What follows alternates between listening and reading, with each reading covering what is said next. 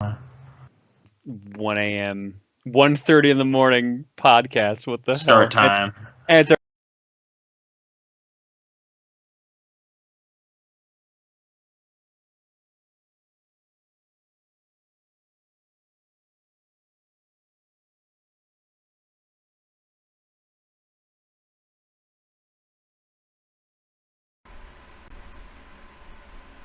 Yeah. Alaska's time. Shoot. Yeah, that's the other weird state. So Yeah, yeah. And I'm looking it up. Also, why is the we're middle live. of the ocean? Okay. Yeah, they're actually UTC -10, which means they are 3 hours behind us. For the love of God, we are fucking live. We did it! All the behind the scenes of this one, all the updates and the crashes. I blame and the you. Networks. This is all your fault. Yeah, Nathan. I'm using Windows 7. Wait, but I didn't. How is this? I think mine was working the most This is stably, all, right? This is all your fault. Okay. Easily. Mine was the most stable. I was just late. Oh, that's right.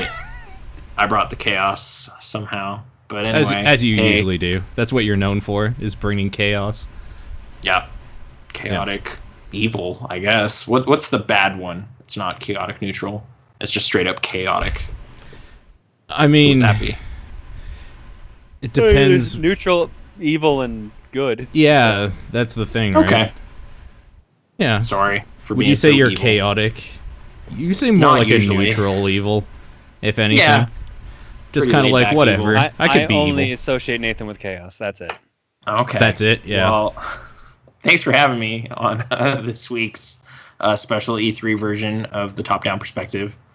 Sean is in Peru. Yes. Home of Paddington Bear. He That was sounds born like there. a stupid What? joke or something. Like, Sean's in Peru, but it's like, no, he's actually climbing Machu Picchu He's actually right now. in Machu Picchu somewhere, yeah. Yeah. Yeah. You should check Well, out his I think Instagram. he's on his way home now, actually. Oh, you're right. He's He's back he's Saturday. home Saturday. Yeah, Saturday night, I think he said. So he's probably not leaving till tomorrow, I'm guessing. Anyways, he climbed the mountain With a broken toe, as Flat Matt points out. with a broken There's toe. Instagram photos summarizing that adventure. Or... Yeah, if you look up just Sean Booker on Instagram, people can see what he's been posting. I'm kind of surprised he's able to post anything, to be honest, but whatever. It's neither here nor there, I guess. Nathan, how have you been? It's been a while since TDP has heard from you, probably. Yeah, I'm trying to remember the last episode I was on. I remember I was at your place, and I'm trying to remember what we talked. I remember I played Super Mario Galaxy 2. I believe that was my game of the week that time. So who knows when that was, though, because that game came out 7 years ago. So, Yeah. Oh god, that game is that old. We've gone 2 generations since then, I just realized. Yeah. Yeah. But yeah, I'm here filling a seat while Sean's away to talk about the big gaming convention that happened in Los Angeles. Yeah. Spread out over more days than normal, I guess. They were kind of one-upping each other with What the their fuck scheduling. is going on with E3? Now it's like a week long. And it 5 started like days. Saturday? It started on Saturday, which is Yeah. insane. Yeah. Now, John, That's you too didn't much. go to this one. Do you just not No, want I- to do E3 anymore? Last year we went because we were like, there's nothing. We don't think there's gonna be anything good there. We're gonna try to save our money and stuff like that. Yeah. This year we had no money, so we also could not go. Fair enough. So yeah, yeah. between Bagels like surgery and Yeah. our hot water tank breaking and taxes being paid late and everything, we're just flat broke right now. Yeah. No, it's been a rough time. For sure. For sure. Yeah. That's So, I don't know. understandable. And now with E3 being open to the public, apparently like it was a good thing we didn't go because apparently the lines were ridiculous this year. Somebody Oh, was saying yeah. like 6 to 8 hours? What? For, I mean, like on it was- average, or for It was like already the up to hottest? 4 hours for waiting for a game. Like, Yeah. That was Yeah. already like a couple years ago. That was already real bad. Yeah, that's really bad.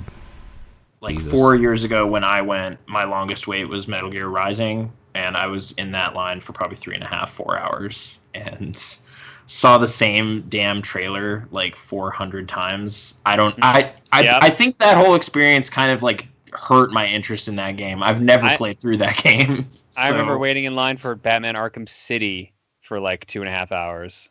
Yeah.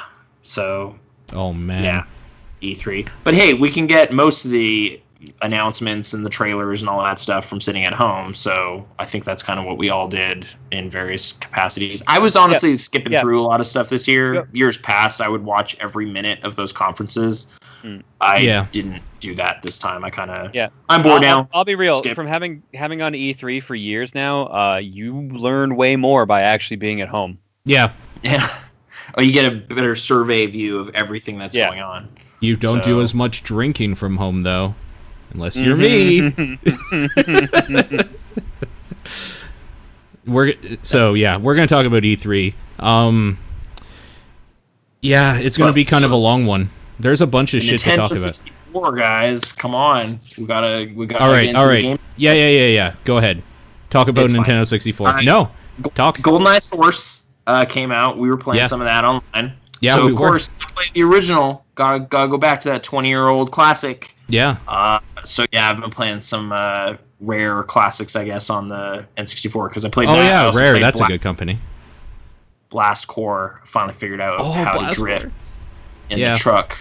Smash. I remember renting that game, getting to that tutorial level, not understanding drifting, and then just kind of giving up on it, like popping in Mario instead or something. And that was my time with Blast Core back then. So finally made it through that. Nice. Not the whole game, but those early missions. And I just gotta be. That's what I've been playing. I've been playing N64 games. I wish there was a mode in GoldenEye where you could play all the 00 agent like missions, but on agent difficulty. You know what I mean? No. Like just deeper missions, but not everyone is a bullet sponge. Oh, I mean, you see what I mean? That's what difficulty was and is for a lot of shooters, though. Is more bullets. More missions to do. Like, we'll make this area make more sense now, but also you'll get murdered twice as fast, maybe 5 times. I guess, yeah. Sorry, I feel like I'm dampening the E3. Like I just hijacked everything right away. So let's move past. Now we talk about Dark Souls because that's what I'm. Right. No, I'm kidding. So Dark Souls. No. Because I want to get deeper into that game for a few more things, and then I want to do a whole talk about, like, probably with you if you're down for it, about that game. I spent a lot of time on that game. It's a good game. Yeah. But okay. So E3 happened. Announcements. Yeah. Okay. Yeah. Spoilers. I have just a rundown of basically the different companies, what they announced at their like press event, conference crap, and all that stuff. And I think we'll just probably quickly go through the whole show and give some thoughts as we go along. Probably the easiest way to do it. So Bethesda came out, and they decided that Bethesda Land was their theme, which I thought was silly because there's like this map that they made of like this theme park, and then there's like this whole area they didn't go to in that park, which is like the Space Mountain area, and I was disappointed that there was no space game. I didn't even notice that part. So I was bummed there was no space game, but whatever. That probably is like their prey area now for like next time. Or like Quake, because it's sci-fi, kinda? I don't know. The closest thing I could think of is one of the first things they showed was they're big into virtual reality, so Doom virtual fucking reality, VFR, is a thing. Okay. Then that's the virtual reality. Totally right. There's I know what that area was. That was Prey. Yeah, that's what I'm thinking too, but they had no Prey announcement. I actually looked up the Bethesda Land picture. It's literally Prey. I can see the suit the main character wears. Okay. That came out recently-ish, so is there DLC for it? No, they just literally mentioned, like, Prey came out recently at the beginning. That was about it. It makes our amusement park thing more diverse. So did they even mention that Prey came out? Maybe they did. I wasn't paying too much attention. I think it actually wasn't even in the video. I think it was, like, right before it started, the guy came out and mentioned, like, we had some good stuff come out before this. Now here's a video. Goodbye. Okay. Yeah. So virtual reality. VFR looked like kind of warping. Like, it was not Doom, but you put on... Because that game's too fast. It looked like, you pointed at where you needed to go and you just teleported there. To be fair, though, when you're playing that game and you shoot a dude and he glows so you can do an execution, you kind of warp to him, like, if you're a few feet away. So it looks like it's probably going to be like that on a bigger scale to get down a corridor. it seems okay, but I'm Like kind of I'm a more mobile interested. shooting gallery. I'm more through- interested in Fallout 4 VR stuff that they were showing, where there was actually walking around and like doing shit. That seems cool to me. Right. Yeah. So what I didn't realize, but someone pointed out later after Bethesda Land was done, that's a separate release of Fallout 4. Like you have to rebuy it at full price. Yeah, no, that's. I mean, it's the same game but built for VR, so it would work. So that's. I get it. I'm not a fan of it either, but I get it. I guess. I kind of want to. I kind of want to try it, but I don't have VR, so I'm not aching to get a like $1,000 headset and then another or a $60 game again that I own already, and never finished the first time, to be honest, because it's not great, in my opinion. Yeah, I don't know. I'm more interested in Doom VFR as just like a fun little toy to play with in the Doom universe and shoot some dudes. Pretty much. Yeah. Then moving on, they showed Elder Scrolls Online stuff, which I honestly couldn't care less about, but that Morrowind Agreed. thing is big. So people that are like into Elder Scrolls Online and Elder Scrolls stuff, that seems like a cool thing, and I'm happy that you have that now. That seems real cool. That kind of led into their Creation Club thing they want to do, where they're trying to curate the mods for They're their doing games. paid mods again. Hooray! That's yeah. There's like QA resources though for it or something. Like they were gonna be a little more involved in the process, so they were trying to spin it as a not that. I mean, but- I get what they're trying to spin it as, but let's be real. Yep. It's paid mods. Yeah. Yep. Yeah. So I was watching someone's recap of Bethesda, and I think they put it like the most on-point way possible. Any mod that Bethesda puts up on that pay service, an actual modder will look at and just make a free version of it. For PC. I'm more interested in this as a console, a way for console to console, it'll make more sense. get. For sure. And still suck a bit, but it'll make more sense. For sure. Yeah, I'm with you, for sure.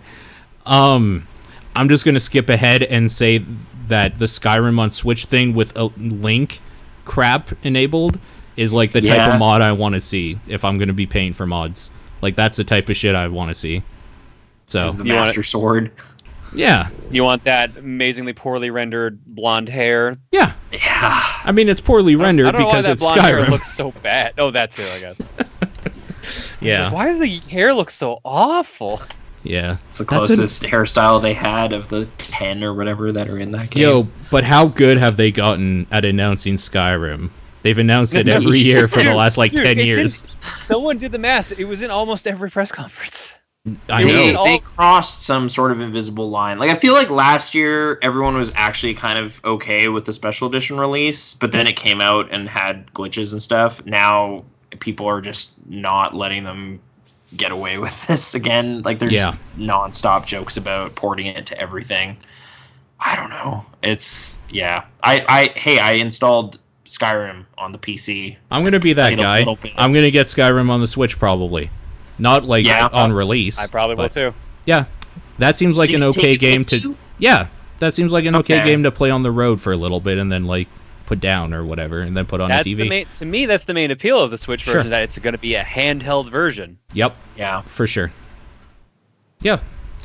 Elder Scrolls Legends, Heroes of Skyrim is coming. So if you like that subpar card game that everybody forgot about and you like Skyrim a lot, this is probably for you. I don't know who else is into I this. didn't even know they released the card game. I thought it was still in development. I thought so too. I had no fucking idea. I had no idea. I don't care at all. Like, besides Hearthstone and Magic, obviously, just because Magic is like the original of that type of game, maybe Gwent is like the other one I might look at one day. Anything else, like, you're kind of shit out of luck. Especially if you're part of, like, Elder Scrolls, which I'm not huge into to begin with. So, whatever. Dishonored Death of the Outsider DLC or whatever is coming out, and apparently that's a big deal for the story for people that like Dishonored. I never played through Dishonored, so I don't know who the Outsider is, but apparently there's some cool shit that, like, some cool stuff is probably going to go on in that, so... That's coming out soon, actually. September 15th is the date they have for that. Okay. Yeah. Is that for Dishonored 2, or is that Dishonored a standalone 2 thing? Yeah. Okay. Yeah, it's okay. Dishonored 2 DLC. Yeah. Apparently, Legends came out on March 9th. Oh, it's somewhat recent then, to be honest. Yeah, so 3 months old. Cool. Quake Champions, that free-to-play Quake shooter.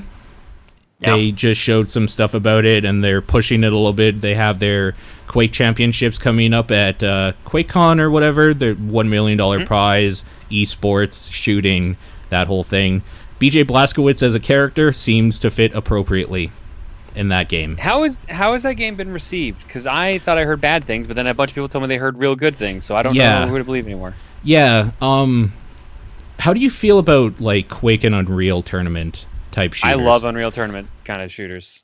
Okay, you might like this. It's kind of weird, though, because they kind of did not the Overwatch thing, but they did, like, the class system type thing, where there's different heroes with, like, an ability that they all have a certain, like, ability you can use or utilize while fighting. I think, didn't they do that in a Quake game prior? Not in 3 Arena, but something like that. They might have. This is just a more modernization of all that stuff, where you can, like, all right, unlock crates and all that shit to get different skins and whatnot. This is just the evolution of Quake, to be honest with you. So, it seems fine. It seemed fine, anyways. The one thing that happened this whole E3 that I wouldn't stop getting messages about is Evil Within 2 was announced. And a whole bunch of people thought it would be funny to just message me saying, "Aren't you excited, lol?" And I kind of am. I kind of am a little bit. It looks is this Stockholm Syndrome finally settling in? Is that what's happened? No, what it is one of the big problems I had with Evil Within 1 is that for, like, this weird nightmare scape thing that's supposed to be taking place in a psychopath's, like, mind, it seemed really toned down and kind of, like, cliche. From the trailer and very little gameplay they've shown, it looks more like they're going crazy now. And I hope, holy fuck do I hope they do, because I can't stand another bland game like Evil Within 1. That's out soon, though. That comes out Friday the 13th in October, because of course it does. Yeah. So I was actually impressed that a release date was going to be Friday the 13th. Yep. I'm a little surprised Friday the 13th didn't just wait it out. I mean, Dead by Daylight's already been out. They should have just waited. I had a feeling they probably felt like Dead by Daylight was just kind of eating their lunch. And they are. Still kind of. That game's okay, but yeah. I don't know. I'm kind of looking forward to... It was just the extended trailer, right? Like, they didn't show what it actually handles like or anything? No, there was a little bit of gameplay after as well. Oh, okay. Yeah. I didn't see that then. Yeah, I didn't watch a lot of that either, because I'm probably going to play it. And playing a horror game after you know what happens is, like, the good way to kill a horror game. Okay. Okay, this seems to be the thing you're going to snark about, Nathan. But they showed Wolfenstein... What? The new Colossus, which is going to be, like, the second part of, or, like, the sequel to the new Wolfenstein, the New Order.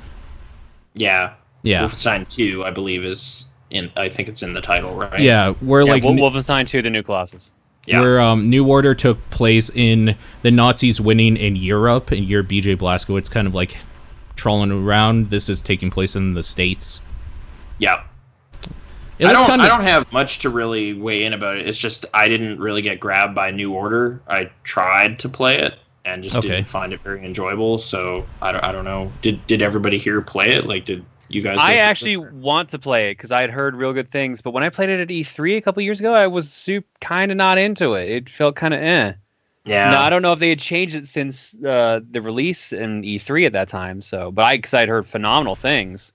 Yeah, I've subsequently heard it has, like, a weak opening, so maybe I just kind of... It does kind of have a weak opening. That game is really good.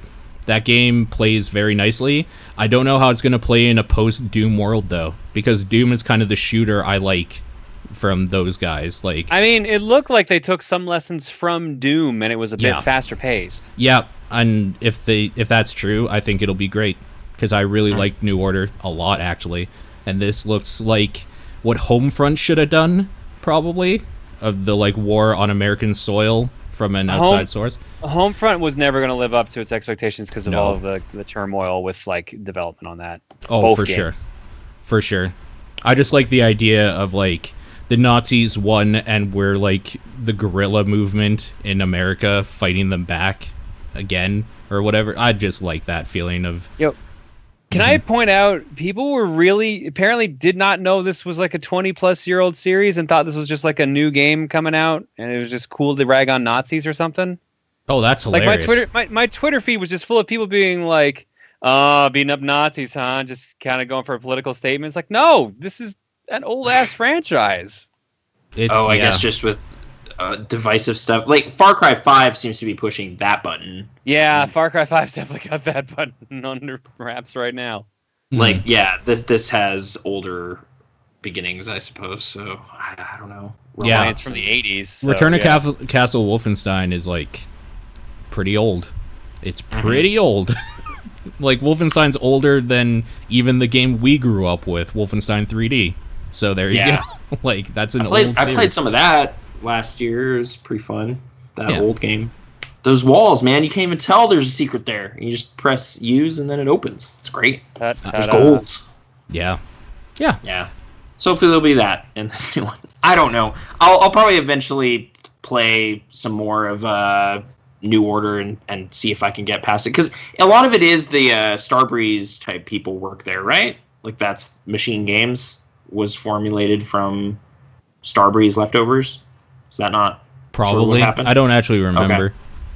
Just their kind of storytelling style and the way they do things. Like I've enjoyed The Darkness and Riddick and stuff like that, like other games with the same general ideas. So maybe I just was missing something.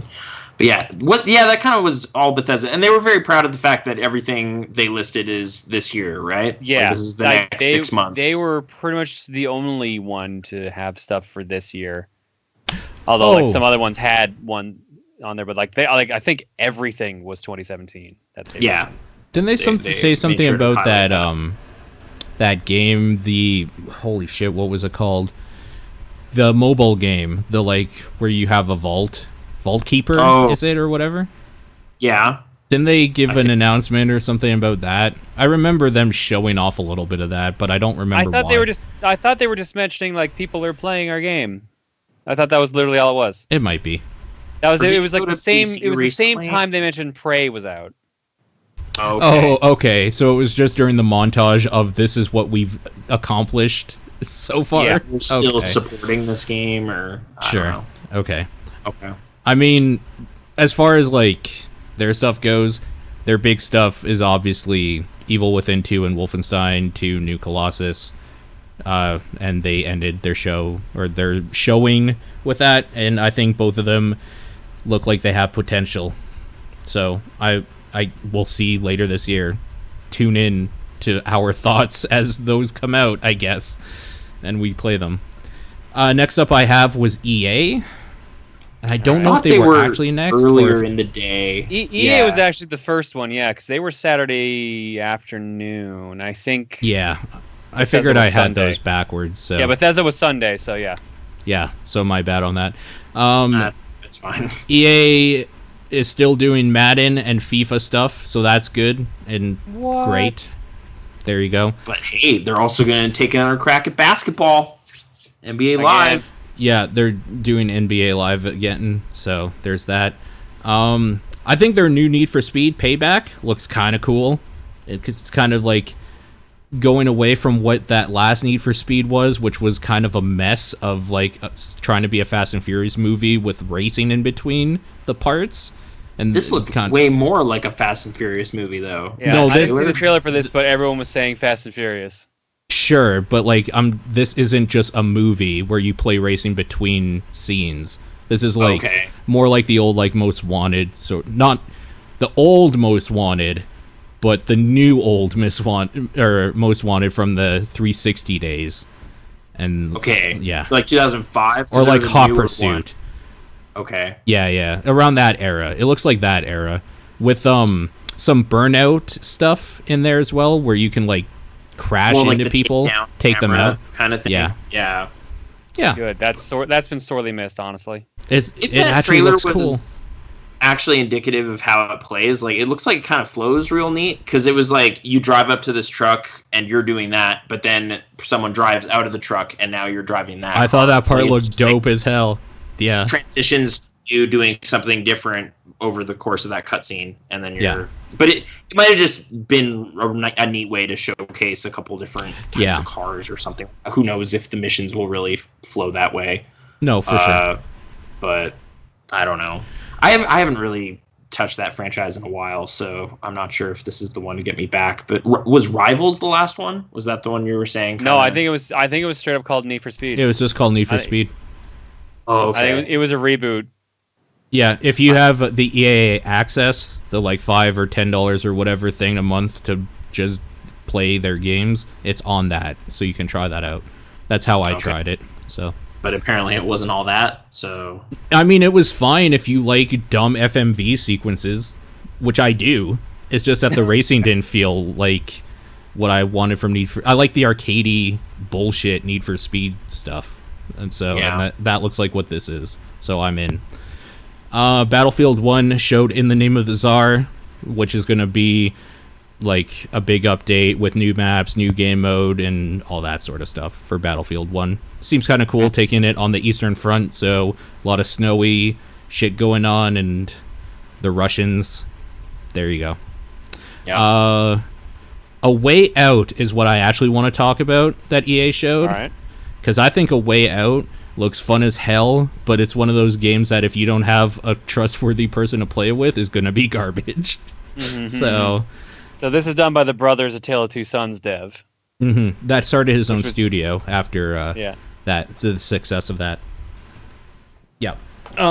So this is basically what looks to be like an opposite heist game where you're breaking out of prison, but there also seemed to be a part where you're holding up like a 7-Eleven or a bank or something. I can't remember what it showed, and there's like one dude is like keeping the hostages down and the other dude's actually pointing the gun at the register or the cashier trying to get the money, and just both have their own parts to play. And it looks like the whole game's going to be basically that, where one guy's doing one thing, the other guy's doing the other thing, and you kind of have to like rely and trust each other, because it is forced co-op. So you can't play that single player, which is ballsy. Yeah, that's kind of neat. I like that they went for it, I guess, as opposed to like, it's not even, there's no option for like Sheva is AI kind of style co-op. It's just, no, you need to get somebody else in here to play this. You can't just let the computer do stuff for you. So I heard they actually recommended you play this game like couch co-op, but apparently if you play it online, like you'll still be able to see their screen. It'll be like split screen the entire time. Okay, interesting. Because they were also showing like one player can be in a cutscene while the other person's still walking around and kind of surveying the. Like, I think it was when one of the brothers was getting checked into prison, the other one is walking around in the catwalks, kind of looking down at the prison yard or whatever. Yeah. So probably kind of relaying information back to each other and stuff. Yeah. Yeah. I don't know. It certainly looked neat. I was kind of getting some Uncharted vibes from some of the action set piece way it looked here and there, but I guess that might just be a loose connection because those always had AI buddies rolling with Nathan Drake. It's not someone else, so that kind of fun. That's a weird trailer too, because like I thought I knew what was going on with this game when I saw like you said, one guy crawling in kind of the ducts of the prison, the other guy like actually breaking the wall down or whatever, and like the cashier part, and then there's just a part where it's like he's like, she's my daughter too, or whatever. It's just like, wait, what? Why is the other guy there for this? Like, I don't know. There's domestic drama scenes. It seems like there's gonna be a lot of weird, awkward things where it's like, oh yeah, and this is my prison buddy coming to see my daughter. I don't know. That could be dumb in a good way. Mm-hmm. I'm down with it. Anthem was shown off. BioWare's new thing that they obviously spent more time on than Andromeda, because it looks neat. I'm gonna be real. Like, I didn't see the EA part, but I saw what it was at the Xbox conference. I kind of want to play it. Dude, I'm in. I'm in. Yeah. I like the Rocketeer. This might be the BioWare game that finally gets me. Oh man, you're right. You're not really into BioWare games. I don't play any of their IPs. This might be the one that wins me over. Yeah. Yeah, it looks real cool. And if nothing else, it looks really nice. So there's that. So I mean, that was never really a problem with main BioWare. Sure. Well, I had to Frostbite differentiate. Engine, yeah. Nathan, what do you Space. think of Anthem? I don't know. Like, I was hearing a lot of Destiny comparisons, but I didn't play that game. So it's like 4-player co-op loot shooter, but third person, and you're wearing like Iron Man suits, basically. Yeah. Like exosuit. They call them javelins, I believe. Okay. But You know yeah, more about I don't it than know. I do. Like they're skydiving essentially. That look kind of fun, and you're kind of boost jetting around and whatever. They're kind of fake banter was awkward, but I guess that's It always how is. I mean, that's showcase. almost tradition at this point. Do you remember Yeah. The Division when they showed that off? Like, that shit's real weird sometimes. Oh, so, okay. yeah. I don't know if I saw the reveal stuff for that, but okay. But I don't know. I guess kind of intrigued, but Yeah. I really need to know more before I want to jump in on that. I'm 'Cause with if you. It's just the dungeon stuff, like with this sci-fi-ish premise, but I don't really know what's going on a grander scale. But I guess this is its first reveal for this game, so tentatively interested. NBA Live 18 was shown. There you go. Yeah. Another NBA game to probably fail, I would assume, or people get mad at least. I mean, Like, this one was probably there- has the potential to do better.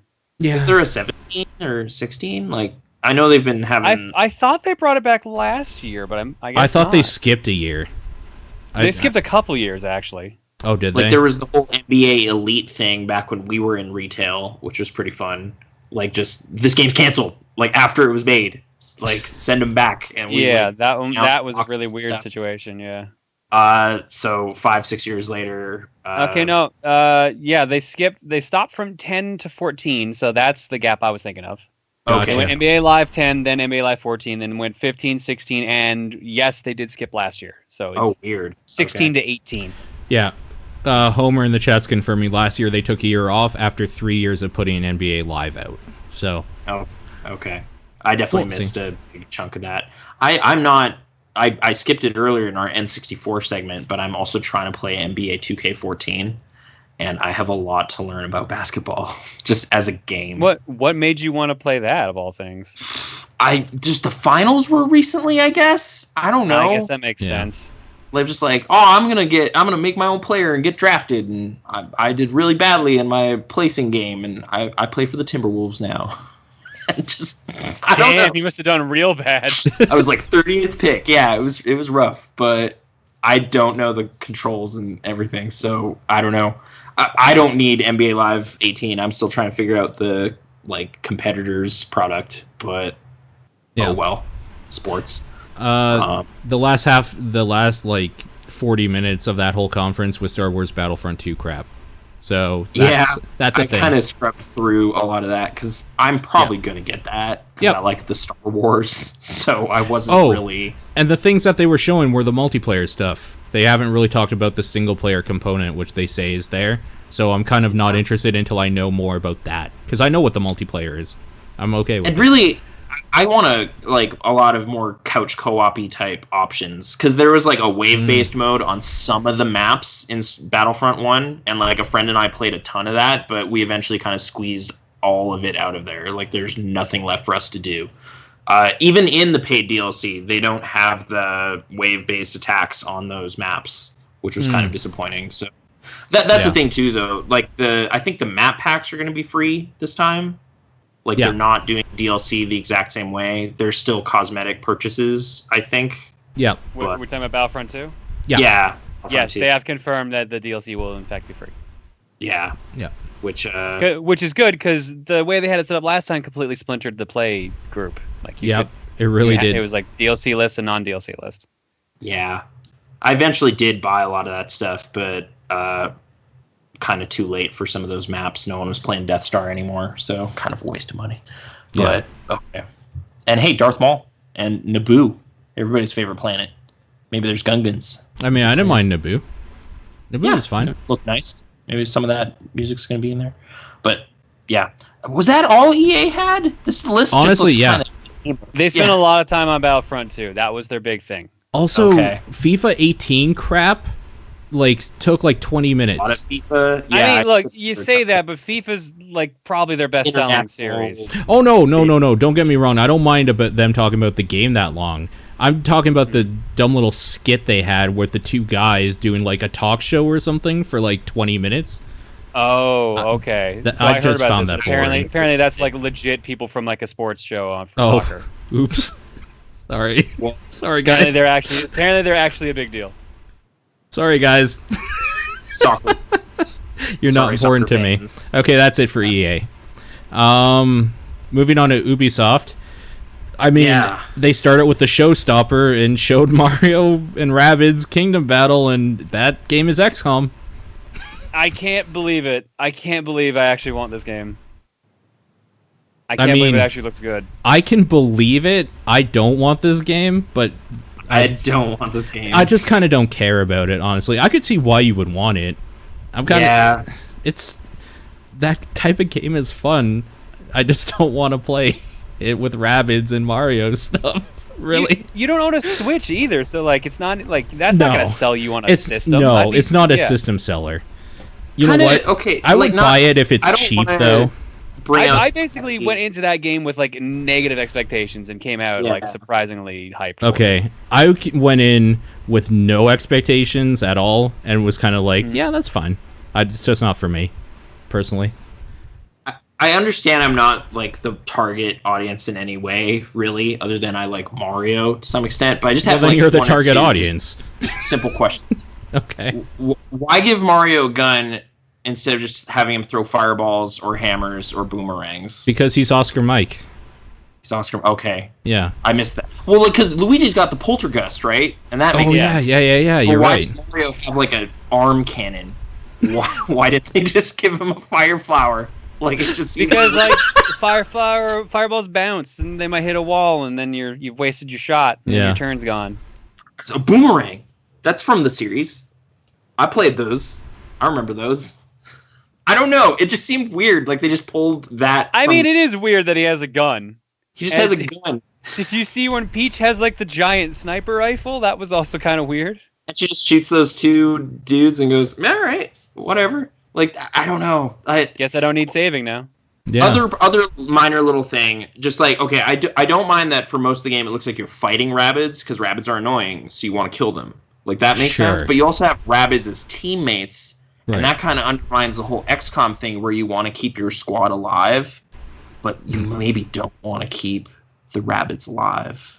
I'm a little surprised that they're making it seem like there's only 8 characters that will join your party. Yeah. Mario, Luigi, Peach, Yoshi, and then Rabbid versions of those 4 characters. Yeah. Like, what about Wario and Waluigi and Bowser? Like, there's more. So much. Do you think maybe they're holding a little bit back, just not showing everything? Yeah. But like, the game's been out in like 2 months. Like, why hold that much back? You're right. That's really close, actually. Yeah. I was shocked that game is out in 2 months. That seemed like something that would be out like next year. And you know, I guess that type of turn-based strategy gameplay would work well as a portable type situation, like Final Fantasy Tactics Advance kind of style, but walking around, put it in your pocket. I had no idea what this was going to be. So when they showed the like battlefield come up and then like half cover and full cover, I was just like, "Yep, all right." Why not? A viable thing. Yeah. Homer saying they have explicitly stated there's only 8 characters. Oh, that is a bummer. Yeah, that is a bummer. Codename Steam didn't have that many characters. Codename Steam had 12 characters, didn't it? 10 or 12. It had a double-digit amount. Rabbids. Yeah. Anyways, this product is totally not for me. I could see why people are interested in it, though. Yeah. Yeah. For sure. Better justified existence than one might think. I was surprised. I was actually a little bit surprised. I didn't know what to expect, but it wasn't that. It was not that. I'll give you that. Assassin's Creed Origins. They showed off a little bit of it by pointing a camera at the screen and saying, "Watch our stream afterward, lol." So there you go. I never saw that. Like, I was wondering why people were posting this weird image of like a desktop and like a monitor. I was like, what the heck happened? They pointed a camera at the monitor. Because like when I walked away from the press conference to go like grab a bite to eat or something, like they were showing full screen footage. So I was really confused why suddenly people were just posting this like desktop image. It was really good. Yeah, they used it to try to get people to their stream, which is like hilarious. But I guess it makes sense. They kind of just want to show you the basic thing, and then it's like kind of like what Nintendo did, right? Which we'll get to. But like this is the basic thing. If you want to know more explicit detail, we're going to be showing off a lot of it here, which is what they did. So. I think you got like a half-hour dedicated stream portion after or something like that. What do you guys think, Assassin's Creed? Are you back in? Egypt do anything for you? It's kind of cool to me. I think it's neat. I just didn't think it looked different enough. Like, it just... There's deserts, and you're still climbing on stuff. Pyramids are pretty cool, and gold, and Anubis, and all that. Let's be real. Like, what are they going to do that's different to Assassin's Creed at this point? All they can really change is location. You break off the Sphinx's nose. Yeah. If you don't at some point... You know what? You're probably right. If you don't... Like oh my god, failed. I'm pissed now. Yeah. Why did you point that out? They're gonna fucking do it, and I'm real upset. Totally. And it's gonna be plot important, and fuck. It's gonna be super plot important, because that's where the Templar's secret base was. Oh my god. Oh, there was a giant snake in the trailer, too. Like, straight up Aladdin nonsense happens at the end of the trailer. So, they're getting into some mysticism type stuff, too. I don't know. It just... steal the Nemesis system from Warner, put that in there. Maybe that's what they should have done. I mean, every game should just do that, because that Nemesis system is real good. Yeah. No one's really done it. No one's really done it. The actual company's going to be doing it again. Like, Monolith gets to do it again, but yeah, I don't know. I haven't played an Assassin's Creed thoroughly since Brotherhood, maybe. So I'm probably the wrong person to win back. Like, I tried playing Black Flag. I played the worst one. The first one? Yeah, that's the only one I played. That's really the one that killed my enthusiasm for that whole series to come, honestly. I played a lot of that game, though. I was really on board with 2, but then... I heard 2 was an insane improvement over number 1. Oh, 2 actually reinvigorated a little bit of that, but it wasn't enough. 1 left a scar that was so deep. I watched that movie. Michael Fassbender, he was there. Moving on, they showed The Crew 2. Jeremy Irons. The Crew 2, race everything, like airplanes, boats. It was a slick trailer. It looked like The Crew. Like, it looked like what the Crew 2 would be, a sequel to that game would be. It looks fine, I guess. Like, that it was almost like an Inception level crashing in on itself during the racing. In the trailer was kind of neat to look at. I'm gonna be real. Watching that trailer, all it made me want was a new Crimson Skies, because I really just wanted a good dogfighting game. But I was also kind of hype into The Crew too, because I'm like, oh man, Hydro Thunder and like dogfights or like air racing, I guess. Diddy Kong Racing.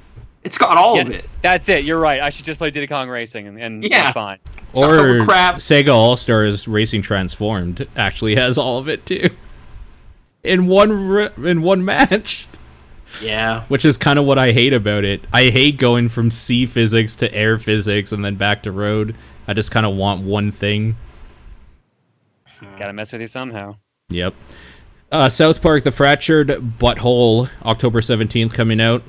They just showed more of that. It's surprisingly less important to me than I thought it would be, because as they were showing more gameplay stuff. It's been too long. I think you're right. I'm over it. Was that battle system kind of I'll still play it too, or no? South Park, at least the Stick of Truth, was basically Paper Mario. Paper Mario. Well, I played Stick of Truth, but this looked kind of more grid system or something, like the shots I was seeing. It I don't think a lot like the same to me. Yeah, it looks the same or similar. There might be certain moves that like bring up a grid so you can see where like the effect is or something. Oh, never mind. There were parts in Stick of Truth that were like that on the field, kind of coming up behind a guy stuff anyway, so never mind. I just misremembered. It's not Obsidian though, but what studio is working on this? some new creation? Who is working on Fresh? If it's not Obsidian. Oh, they are confirming in the chat it uses a grid system. Okay. So that was the few shots I was seeing floating around looked like that, but I wasn't sure what to make of it. I didn't see much. So about what's the this. general Is temperature it, of the room on South Park in general? Let's just say the show, like everything. South Park. Ubisoft San Francisco, apparently. Okay. I kind of fell off watching the show. Yeah. Like when they started doing the season arc stuff. Me too. I just didn't really dig that. Yep. Um. What about Stick of Truth, Nathan? Where do you stand on that? I had a really fun time with Stick of Truth. Okay. I thought it was a pretty varied and very Paper Mario kind of battle system and stuff. How do you feel about this one then, from what you've seen? I haven't really delved into it, so I guess I'm not super keen on another shot of the exact same thing. Okay. So yeah, it's like the superhero stuff, right? Like the coon. Yeah. The angle on it. Okay. I didn't hate some of those episodes. Yeah, no, I thought they were okay. John, what about you? What's your general temperature on South Park and this? I'll play it. Reese is super excited on it. I haven't watched a full South Park episode in years. You're not missing out much, to be honest. Like if I see it on TV, like when I'm at a con or something, I'll watch it. That's about it. Yeah. Yeah. Yep. Okay. This next one was something. Yeah, so they started. This is where they showed off some VR stuff, right? That they're coming up with. No, that's later. Or is that, Well, this was the only VR thing they showed. This was the only. Yeah, you're right. I'm thinking about. Sorry, I'm thinking PlayStation VR, which is later. You're thinking Sony, yeah. Yeah. Yeah. So, is it transference or transference? Transference, I think. Transference. Yeah, transference. Okay. So I just kind of liked how the idea is they're passing on the experience to you, so it's a transference of the experience. Right. Yeah. Right. Okay. Like the way this video kind of slotted into the conference was very disorienting. Also because I was kind of skipping around a little bit.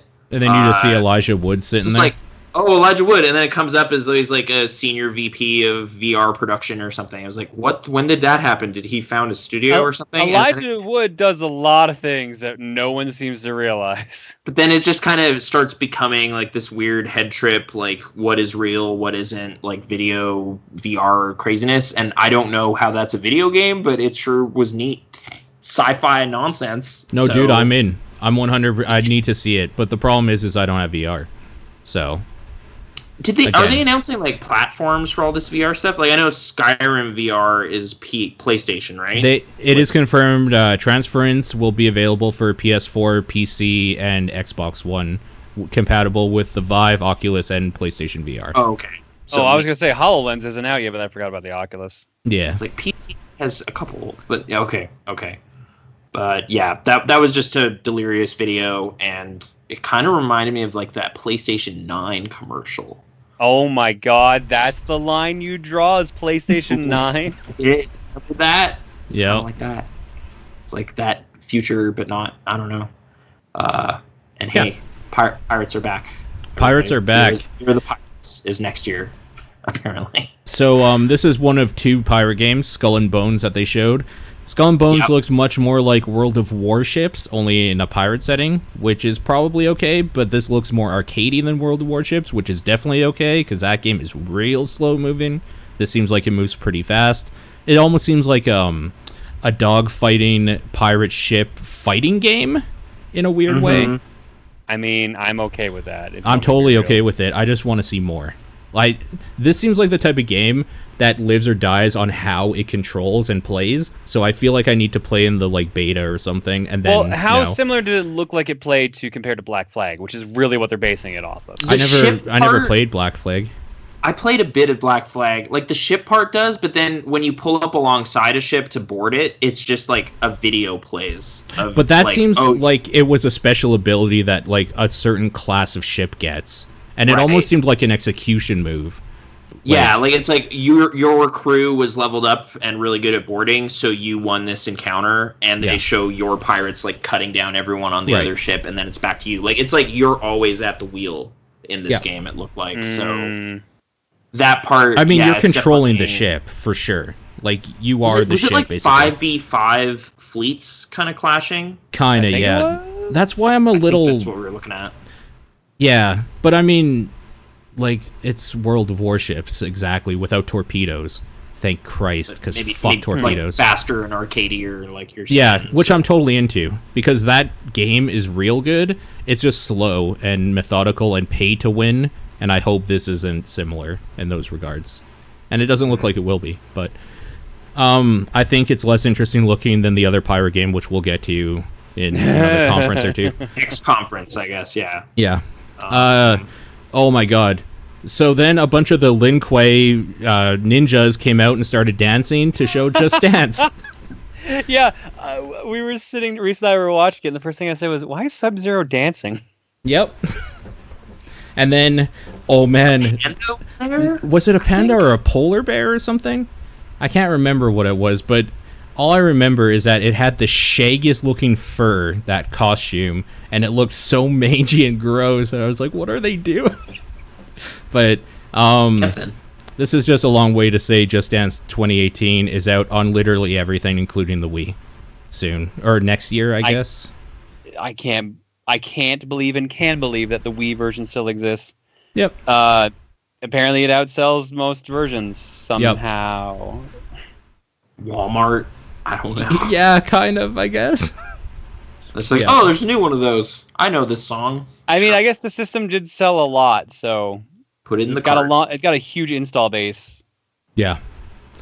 How do you guys feel? Actually, first of all, South Park has an app game coming out that looks like a card battler.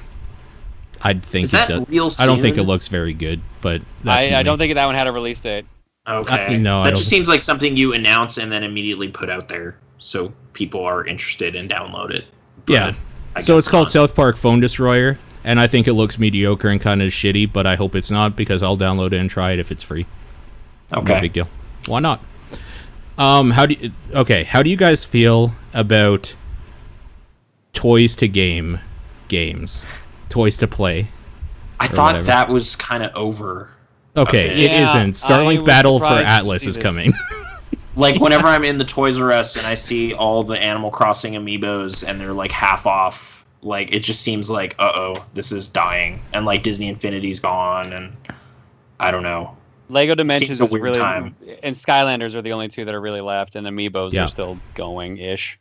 Yeah. I mean, well, I guess we'll talk about amiibos. So this is a space exploration type game where you buy the ship toy to put in your game. So the game looks really cool. Yeah. It looks like cool. You literally wrapped the toy around your controller and then you took off modules on the side and that changed the weapons you had in game. I think this looks cool, but I like these types of games. Looks cool. I like dogfighting, so I'm down with this. Yeah, okay. Supposedly, you do not need the toys at all to play this game. You can just buy the upgrades and switch the upgrades in-game. Okay. I didn't know that. But I think this is just like another element they want you to have. It's just like the adding on the parts just to make Dude, it whatever. feel cool. I'll buy a little ship toy. I like space ships. Like, what did it look like it actually played? Like, is it bullet hell, like Gradius or something? Or like a No Man's Sky or something. Like XCOM TIE Fighter, yeah. Yeah. Oh, okay. Yeah. Okay. Like XCOM X-Wing. X-Wing TIE Fighter.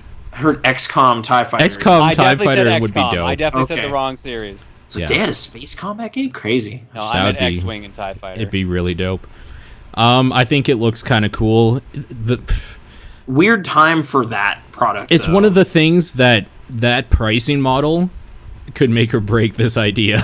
Like, by far. If it's too much, man, it's not going anywhere. Maybe it's part of just like the Gradius thing. Like, it just looks like it was very distant and not very like character. Like, there's not a lot of personality to this. It's just like it's a spaceship. Like, it's not like there's a wacky cast of characters like Spyro and all his buddies that you want to buy the toys. Like, this is like, no, it's a spaceship. You can put missiles on it. Like, that's a good point. Maybe the right 12-year-old will really dig it, but I don't know. I don't know if this will be a sensation on the playground. You got a point. Yeah, no, for sure. But spaceships are fun. They are. Steep Road to the Olympics is coming out. That update to Steep or DLC or whatever the fuck it is. This doesn't look like what I like Steep for.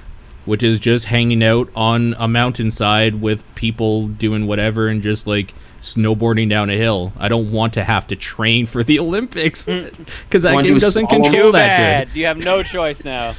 That game doesn't control. Now you're stuck with it. It doesn't control well enough to be a competitive game, in my opinion. So how was Steep even received? I felt like it just came out and no one talked about it. People don't care. They don't fucking care about it. It's like when people do talk about it, though, it sounds sort of positive. Like, it's like, oh, there's no new SSX. This is kind of fun. This is sort of scratching that itch. That seems to be kind of the sentence I hear for that game. So it's a podcast game, or like success. You just relax and like play a game where you go down a hill on snow and that's snowy. And like wingsuits and such. Like I was seeing like crazy stunt gifs when that came out. Yeah, that was the wingsuit game. I forgot about that. Yeah, which isn't in the Olympics. I don't think there's like crazy death defying. We need to fix that. Let's get some wingsuits in the Olympics. I'm assuming that Olympic license, you're right, would kind of tie them down to reality in a weird way. They're not going to do like crazy Olympics where you got to thread this needle of boulders or something. It's not going to be like X game levels of extreme. No. Yeah, and honestly, the way they presented this, it's called Road to the Olympics, and they were saying like you got to train for the Olympics. It doesn't seem like you're actually going to be competing. Like this is just like the training regimen of you going to the hill maybe every day or something. And when you get that it looked like you were racing against other people. And other people, yeah. Yeah. Maybe that's what that game needs. Because right now, as it is, it's kind of like this weird pseudo MMO thing where it's like, yeah, other people are on this hill with you. Just like chill out with them, see if you can like form a group if you want and get ski lifted somewhere and like race each other if you want. I don't know. And this seems very much like, no, you're going to get into queue with 5 other guys. You have to be the best. Like it's such a weird turnaround on what I liked about Steep, but maybe it works. Maybe that's what people want. Maybe that's why they're changing it, because the original take they took just didn't really stick. Yeah. I guess I could see that for sure. Nathan, it looks like you're thinking about something, because if you have anything I'm trying to think what Olympic events would even fit in. Like, it's just downhill skiing, like maybe half slalom, pipe. high jump, half pipe. Yep. Okay. They actually showed which ones they are in the video. I just can't remember what they are. Right. So as long as they're not like some secret, like, no, dude, we got curling. It's in there. It's like, oh shit! Like this is the Olympic Games. I'd be into curling while going down a hill snowboarding. I would totally be in for. I'd be like into super that. Curling. Yep. Yeah. You're just trying to slide your body to the center of the circle. I feel like now we're just talking about flat out instead. Yeah, totally. Yeah, flat out mini games. But, okay. Anyway, that's all I got for Olympics. Let's move on to their showstoppers, basically. Far Cry 5, they showed a little bit more of.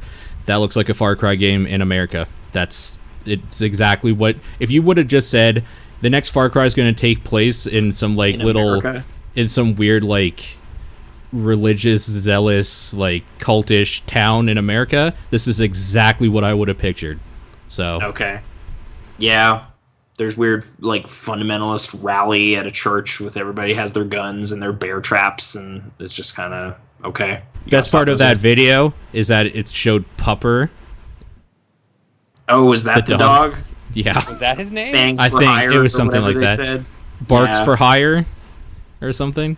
Something they introduced stupid. Kind of a bunch of characters that'll help you out in your battle against domestic terror, I guess. I think the big thing about that trailer is that when people were talking about Far Cry 5 initially, they didn't know what tone they were going to take with it. They were like, is it going to go the Far Cry route of this is kind of a zany, stupid little thing happening here and like not take it too seriously? Or is this going to be like a really like satirical, sobering look of like America these days under like Trump and all this political mumbo jumbo?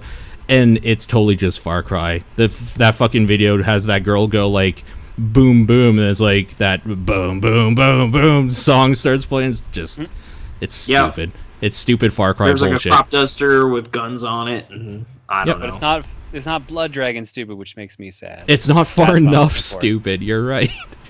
Well, I guess I sort of get what you were saying. Like, you were saying you'll be on board with this one because that's something you want to do. Like, you want to be in Montana fighting dudes. That's a. I want to be a Montana killing Americans. Yes, Nathan, that's exactly what I'm in for. I didn't want to put the words in your mouth, so I'm glad you...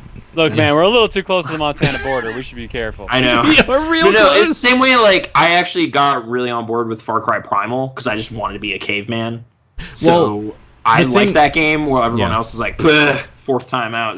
I forgot that even came out. I know. I just wanted to fight big piranha fish. And Nathan, you were super into Far Cry 2. You were really into like the getting malaria shit from Far Cry 2. But he was really not into Far Cry 3 to the point where he was a bitter shit about it for a long time. And then 4 I played a little bit. So really, it is all about the setting. It is. They put you in a cool setting. I'm down for that formula. If it's a lame setting, I don't really care. So maybe this one will work out. I don't know. Yeah. It's it looks okay, I guess. I don't. Is there more co-op stuff in this one? Yes, they said 4-player co-op.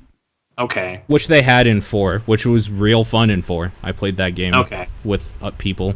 It was a little laggy and shitty sometimes, but that shit happens. I think it looks okay. Okay. Mm-hmm. And that's this holiday season, I imagine. Yeah, and that's all. Ubisoft didn't announce anything else at all. Nope, not at all. Nothing people were waiting on for years or anything like that. Nope. All right, so Microsoft, Xbox One X. That's such a silly name, you guys. It is a silly name. Teraflop. Should we actually talk about it? Or we should probably actually talk about it. So 9 years ago, there was a video of a pig. And he was fixing a car or something. You're right. It's not that old, is it? It's real old. It was like 2009, 2008. I thought it was like 5 years old. I thought it was like 2011, 2012. All right, I don't know. You want to fact check? But I will in fact check. Hang on. So Beyond Good and Evil 2. They showed a trailer. There was a monkey. I'm seeing 2008. Yeah, I was seeing. Are you serious? 10 years ago. Almost. How? First game, and here we are. Oh my God, you're right. May 2008. Yep, 9 years ago. 14 years. They showed this trailer. There's a crazy chocolate idol and a pig and all this stuff. And then at the end, it's like, hey, I don't know who this monkey is, but he hands the disc to this lady, and she's got green eyes, and you're like, oh, it's Jade from that game. This is great. They made the sequel. Yeah. And then people come on stage and say, set 100 years ago in a distant galaxy, this multiplayer playground. And it's like, what is this game? But it's Beyond Good and Evil 2. They should drop the 2. That's all I'm getting at. They shouldn't call it that. They should put a subtitle on it. Call it Beyond Good and Evil Spacefaring Pigs. And there you go. I'm sure they'll come up with something a little better than Spacefaring Pigs. Don't worry. Are you really hard set on that one? Do you really want that one? Spacefaring Pigs? No. This is the one Nathan's actually going to fight for. No, Spacefaring Pigs. Nothing could be better. Yeah. But I don't know. It's weird to me that they called it that. Like on the screen and everything. They had a fresh slate chance for this. Let's be real. Everyone wanted Beyond Good and Evil 2. I think most people gave up hope, though, at this point. I think people stopped caring a few years ago because every year, I do remember this, every year since that original trailer, people were like, maybe we'll get more Beyond Good and Evil 2 news this year. 10 years later, almost, they finally got it. And, man, some people were stoked. Here's the thing. I thought Michael Ancel no longer worked for Ubisoft. I thought he left after that whole Rayman Legends debacle. Right. Well, so... You're right. Wasn't there also another game where you turned into animals, like announced last year or 2 years ago, that he was working on? Oh, was that him? That's holy shit! What was that called now? I have no idea what you two are talking about right now. Yeah, you turn into like a bear and one part. Animal Morphers. See if there's a game. No, it's not Animal Morphers. What the hell? But. What was that game called? It's called like Wild or something. It's like a one-word type thing. And I affiliated it with him for some reason, and I thought I was right. Wild. Yeah. What? I have not heard of this. What the fuck is this? It was a crazy trailer from like last year, and it was announcing kind of that he had his own separate studio and was working on stuff, but was still in positive terms with Ubisoft. Yeah. Okay. An upcoming open world game, French developer Wild Sheep Studio. In January 2017, Ansel posted an Instagram account, still in production, and this is still a thing apparently. Yeah. PlayStation 4, directed Never by heard of him. this. So this is kind of a weird announcement that they're now juggling multiple projects, I guess, or this is the dream project that's years out. They've been working 3 years on the technology for this open world space monkey game. So, as Homer puts it in the chat, apparently they haven't actually made any game yet. Okay. And they aren't sure what this is going to be. So this might actually just be the biggest blue balls giving announcement ever. It was a really weird announcement because it was like the whole team came out and they were just kind of like showing concept art and like talking about this universe, and then it was just kind of like, thank you so much. And what is this? What it has the name everybody has been waiting for on it, but again, I think we should take a quick temperature of the room. Out of all 3 of us talking right now, Beyond Good and Evil 1, who played it? I played it. I did too. I didn't play through it. Of it. I stopped playing it because, that game's kind of hard to go back to. It's kind of clunky. Yeah. Like, I got the 360 buffed up version and kind of bounced off of that sounds like a good idea. I have the PC version, and it was kind of shitty. Maybe I'll do that. I think I have it for PS2 or Xbox. GameCube. Yeah, the original. I feel like the only time I've played it was on stream. I feel like it was on a cookie once. Okay. I mean, I And kind of did it. so that would only been a half-hour experience. So What do you two feel about it from what you've played, I guess? maybe I'm wrong. I'm not seeing it on the spreadsheet. But I remember playing it, which is weird. It seemed okay. Mm-hmm. The things I really remember about it was like the photos. Like it would be like Yeah. you can go document all the wildlife in the game, and that was kind of a neat little thing. And there's chase sequences and stuff. Like it was pretty fresh in 2003, I think, when that came out. Mm-hmm. So it Sounds feels right. weird seeing like this kind of like constant fervor around it. Like, oh, they gotta make another one. It's like, oh, I guess. Honestly, I think it was the storytelling mixed with a female protagonist that wasn't white. Okay. Or just wasn't like straight white. I think she was a little darkish, right? And the kind of animal. I thought she was Asian. Oh, was she? Jade. I don't actually Sounds remember, like it. to be honest. It's been a while since I saw the original polygons and stuff. Right. Yeah, I guess so. But it had personality. Like there was fun it did. characters and stuff, and Mhm. it was colorful and pretty enjoyable. But The gameplay's know. not very good, though. I didn't like the it- game, yeah, like the it was kinda combat. like, It was very Zelda. I remember that was the big thing they were pushing. It but was like kind of it's like Ubisoft self-emphasis Zelda. a little bit, which was not great sometimes. Hmm. Like you're kind of because you're sneaking around trying to uncover this conspiracy, and you're taking photos Yeah. from behind barrels and stuff like this. But this isn't going to be anything like that. Like they're still figuring out what it is. Apparently, like you can sign up for the Space Monkey program to kind of help them forge a game. You know what that gave me vibes of? Mega Man Legends 3. Mm. All right. Remember that whole thing? Yeah, I do. Oh man, the Michelle world was Ansel's never the same. project. Yeah, Yeah. it was a weird announcement, but I guess hooray. It seems a little premature though to get too excited because I don't know what's gonna. I feel bad because apparently DJ Wheat at Twitch is like one of the last people that every year has been saying this game was going to be announced, and apparently he was Did like you crying. Did when you see they the did. video they posted of him giving shit to someone else because of it? No, Oh, I haven't it's seen so it. funny. I think it was It's Me JP was giving him shit, being Yeah. like, "This is it. They're not going to do it." And Yeah. DJ Wheat was still holding out, saying this was going to be the year. So apparently, JP sent a bunch of people spamming him, telling him it wasn't going to happen or something like that. And then it's just like a minute-long video of DJ Wheat responding to JP, giving him shit, being like, "You have to respond to every single person you sent at me to tweet about there not being no Beyond Good and Evil 2, because I was right." And he's just him freaking out. It's so funny. Yeah, it's such a weird thing too, because I remember I was listening to the Beastcast I think a week or two ago, and they were kind of just like musing about Joking about seeing it. what are we going to see at E3 or whatever, and then somebody's like, Ubisoft, maybe Beyond Good and Evil 2. They're like, no. It's like, Go with well, that. Yeah. yeah, well, everybody was wrong, but There you go. Sort we should of, keep moving 'cause on, probably. They didn't show anything. Whatever. Right. All right. Don't want to rain on the parade. It's been a long time scheduled.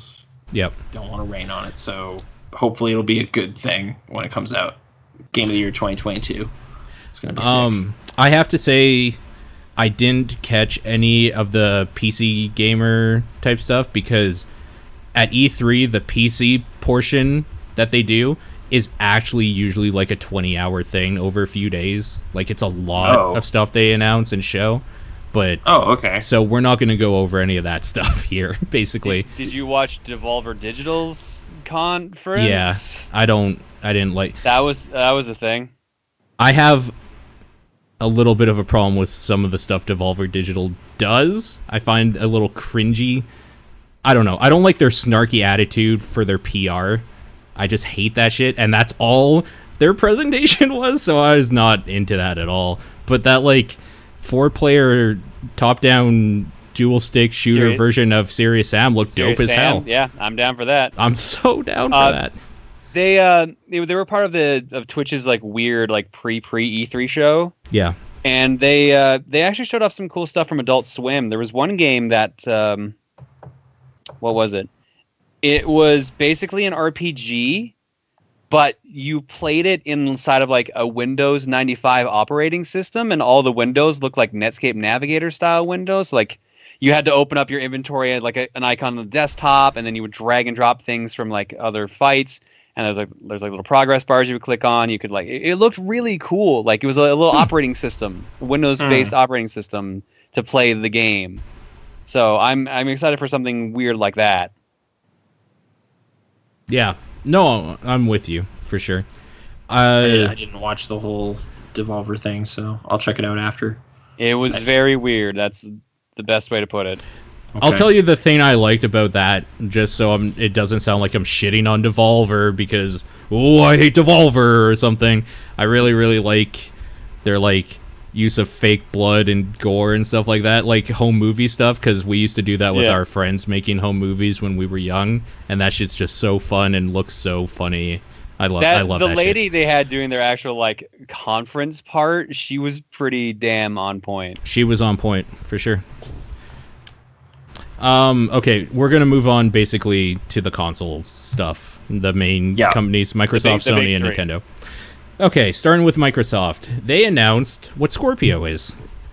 Yep. And it is the Xbox One X. Is Xbox One X. Yeah. Ugh. So everybody has to everybody has to raise their X's That's up why they did every it. time. That's there's a great picture on Twitter of like there's just like a picture of an X. It's like one Xbox, one Xbox box, one Xbox, one Xbox One, one Xbox One box, one Xbox One box. I'm so confused. Xbox One X, yeah. One Xbox X1 box. Yeah, it's stupid. It's a good thing. Dumb. I hope the person that came up with the idea is like, oh man, we could just make it an acronym of Xbox. I hope they got a raise, and I hope they were also slapped. Dude, that's so dumb, but all right. Yeah, I'm so fucking angry about. You two should be so happy you're not working in game retail anymore, because this is going to be a nightmare for those people. Yo, I can't believe they looked at the Wii and Wii U debacle and were like, yeah, let's do that too. We can do that better. And then Nintendo's like, let's put out a new 2DS that looks exactly like the 3DS. The only thing I can give them over the Wii U debacle is at least this version will also run the same games. Like, at least it's still just an Xbox One. Right. And not like its own new system. This is like, I guess, the cynical part of me, but when they were like, this will run all of your Xbox One games, I was just thinking, duh! Like, of course, you can't make this and say it won't. That's terrible. That's suicide if you do that. But, anyways, 6 teraflop GPU, 1.172 gigahertz, 12 gigabytes GDDR5 RAM, 326 gigabytes per second memory bandwidth. There you go. There's the 4K, dude. That's the key. Yeah. All the resolutions for all those TVs. Mm-hmm. Do any of us have a TV that does that? No. I will Okay. when this TV dies, but it hasn't yet, and it doesn't look like it's going to. So Yeah. I'm probably I good guess for another few years. Oh, whatever. We'll get into the game announcement stuff too. But they were also announcing like all of this stuff for PC as well. Like they're doing that kind of two-prong thing. So in a way, nothing's exclusive. That's just Microsoft from here on out. They're going to be doing that. Right. That's just Which their thing permanently. I appreciate. I appreciate but at the same too. I was time, just like, I can it's actually play all of this. It's That's really great. hard to get excited to buy a console when they do that. Is the thing. No, there's no reason to. That's what I mean. I don't know who's going to, but well, I mean, yeah, no, people that really like need consoles, like Xboxes. they're gonna buy it. What? Of course they are. Yeah. Okay, Forza 7 looks Because like, of course, There's like, cars in it. Have we Yep. had a year without a Forza for Of the some past kind? 5 years? Well, this is their racing sim version of Forza, at least. So at least there's Yeah. that. I mean, it's been Horizon taking the front. Which is seat. kind of the Yo, game I want. So Yeah. Yeah, we haven't. You know what? Do you know what year we last did not have a Forza game released? 2011. 2010. Okay. That was a good guess. Damn. 2005, 2007, 2009, 2011, 2012, 2013, 2014, 2015, 2016, and now 2017. Some manner of Forza product is available. Yeah. I don't know. This looks super generic to me. I wasn't even really getting like, oh, look at the 4K, because it's like it looks like a car. I mean, you were probably watching the live stream on your phone or something, so you. No, probably, I was watching it on the TV, but it's just like, yeah, it looks like a Porsche or something. Sorry. Well, that's what I mean. Like, you're not Porsche. going to get the full 4K experience unless you're using 4K displays to watch the 4K stream. to It's see like, it. Yeah. Yeah. So, I guess, sorry, I didn't get that bump. I still don't think the bump to 4K is like anywhere near As impressive. bounds. Well, Yeah. So for me, 4K is just a mid step, but Maybe one I I'll gotta make go hang out at in a some Best Buy and really look at Planet Earth 2. Yeah. Really see it. And Yeah. just see the, that snake skin or whatever. But I don't know. Right now, yeah, I'm not feeling the pull. For people who want a racing sim, though, this is cool because Gran Turismo hasn't announced anything for a long time, so this is probably the way you're what going to are you get talking that. about? GT Sports coming out this year. Oh, that's right. I forgot about that. Yeah, Yeah. I just don't Forza's care about definitely that. taking the thunder. Forza, yeah. Metro Exodus, I was not expecting at all, but that looks like a new modernized version of a Metro game, which is kind of But cool. more outside stuff, I guess, is the big thing. Like you're So going is outside. this the third Metro game or the Yeah. fourth? Ooh. Third, they've spent some time remastering previous Oh, ones. okay. That's probably what I was confusing it about. Okay. Yeah, Yeah, like, 'cause there was it's 2033 and Last Light. Light. Yeah. Yeah, and then they've done like combinations of those two, like Redux, I think is in the name of one of them, but it's essentially the same games. I haven't gotten too far in any of those. I sort of Okay. respect them as being weird first-person shooter experiences, but I don't know. I really just hasn't, like the world that was built there, where the bullets are also your currency, because that's what Yeah. people need to fend off the monsters to protect themselves, so it's worth more than money.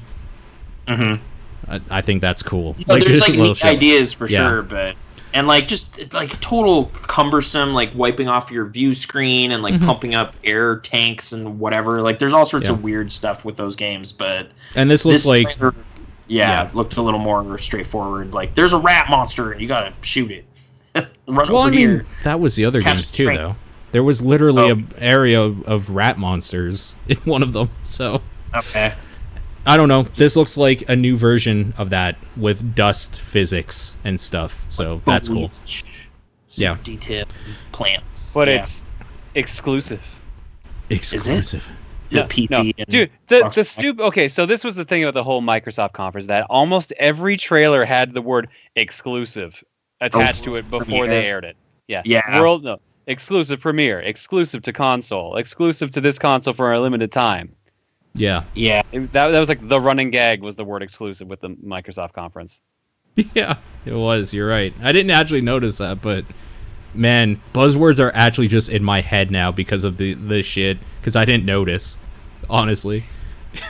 That sucks. Oh, right. The big one where it was like, really? Was PlayerUnknown's Battlegrounds. Because it's probably coming to PlayStation 4. Oh, definitely. But it's exclusive for now. It's timed exclusive. Yeah. I think they released. It's exclusive. Also, Yeah. they're to talk about PlayerUnknown for a second. Apparently, they're adding zombies, so that is going to actually just be DayZ at some point. No, they're not. Are you lying? I'm not Did lying. they say that? They said that. That's terrible. I don't want that. I didn't want that game before. Yeah. I'm just saying Correct. that's the thing. I think that'll probably sell pretty well. Yeah. It's sort of been doing well on the PC, but It's the new hotness currently. They're forcing zombies, or that's just a mode. I don't know, Wayward. If you could find that out for me by like Googling and let me know, I would sure actually it's just appreciate a mode because I'm hoping. they would not want to ruin it's like, what's hey, currently very popular. Or instead of the blue dome, it's just a circle of zombies, and they close in, and you can shoot your way through it, and then it ruins that whole thing. Yeah, they can't do. Daisy will never come out, so might as well make a copy. Is the best comment about that for sure. Isn't that still early access? How long has that been early access? 6 years. I mean, it still is for sure. No, it can't be that long. 4. Wait, they're adding a zombies mode where all the zombies are players, and it's a mode. Okay. Okay.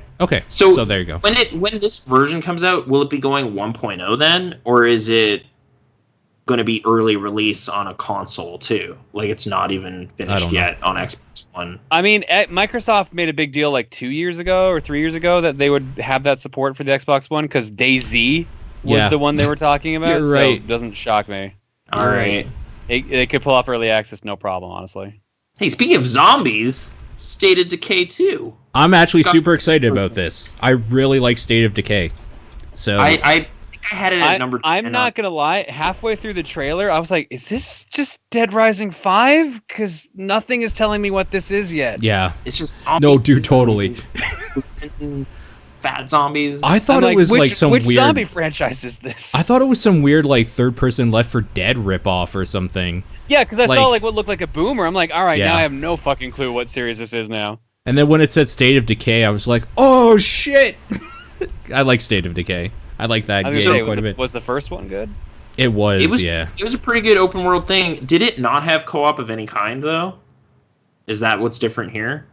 Oh, State of Decay 2? that's Because I played it alone. Honestly, I feel like if State of Decay 1 had co-op, you and I would have played it together. You would have known about that, yeah. Because so we I'm were pretty playing sure it that's at the same time. Key difference here is Yeah. it actually has multiple people can play. That's cool. Because yeah, it was neat. I liked how it played with like indoor and outdoor space. Like you could just run from the overworld right into a house, start looting it, and then like smash through the bay window and run outside when zombies are in the basement or something. Or you It had a could very put good you could put people that you've rescued into that house and make another stronghold. Like there was some cool shit there. And, like they showed some of that stuff here too, with like shelving and like storing up all your supplies and everything. Like it looks like very much a sequel to that game. State of Decay is very cool. It's a very cool game. I highly recommend people check it out because it's generally like on sale during sale events for like real cheap, like $5 or less type cheap. So Minecraft had a 4K update thing that they were showing and community stuff. Yep. And it was Minecraft. No, okay, so the big thing was the cross-platform ability that they mentioned. Yes, that is actually huge for sure for people that play Minecraft. For Sony.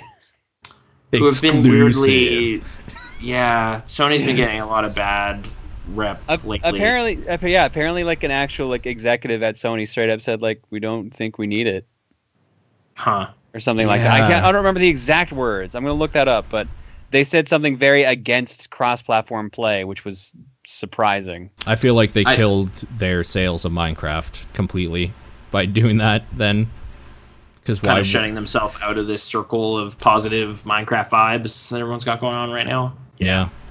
But hey, guys, there was a Justice song in the trailer. You guys were stoked when you heard that too, right? Alakazam. Honestly, like, oh shit, I got that album. Honestly, I was pretty happy about that. Because no one on the panel I was like watching talk over it was saying anything. I was like, you were watching people talk about the? I'm guessing I John found the statement. Yeah. I found a statement. If you want me to read it out. Yeah. Okay, the Sony cross-platform sucks statement. Okay. In an interview with Eurogamer, Jim Ryan, head of global sales and marketing for PlayStation, attempted to defend Sony's block of cross-platform play. We have a contract with the people who go online with us, that we look after them and they are within the PlayStation curated universe, says Ryan. Exposing what in many cases are children to external influences we have no ability to manage or look after, it's something we have to think about very carefully. But even Nintendo is on board. But this and is they're Yeah. like the most cloistered online. This is the funny part, is that Nintendo is on board. And they're not. There's a giant Switch made of blocks in there, and that's kind of weird. Yeah. They also blocked Rocket League crossover, right? With the Switch version. I think it was crossover with the Xbox version specifically. Okay. But there's a new Switch version of Rocket League coming out as well. And I guess, and that version too is now getting blocked, yeah.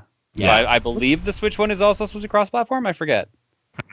It's a weird excuse. I know the Switch Minecraft one is. I don't remember if the Switch Rocket League is. Thanks, Sony. Keeping me safe over here by myself with nobody to play with.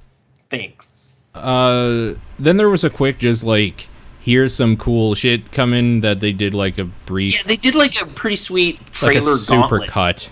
Yeah, of a it was bunch just of stuff.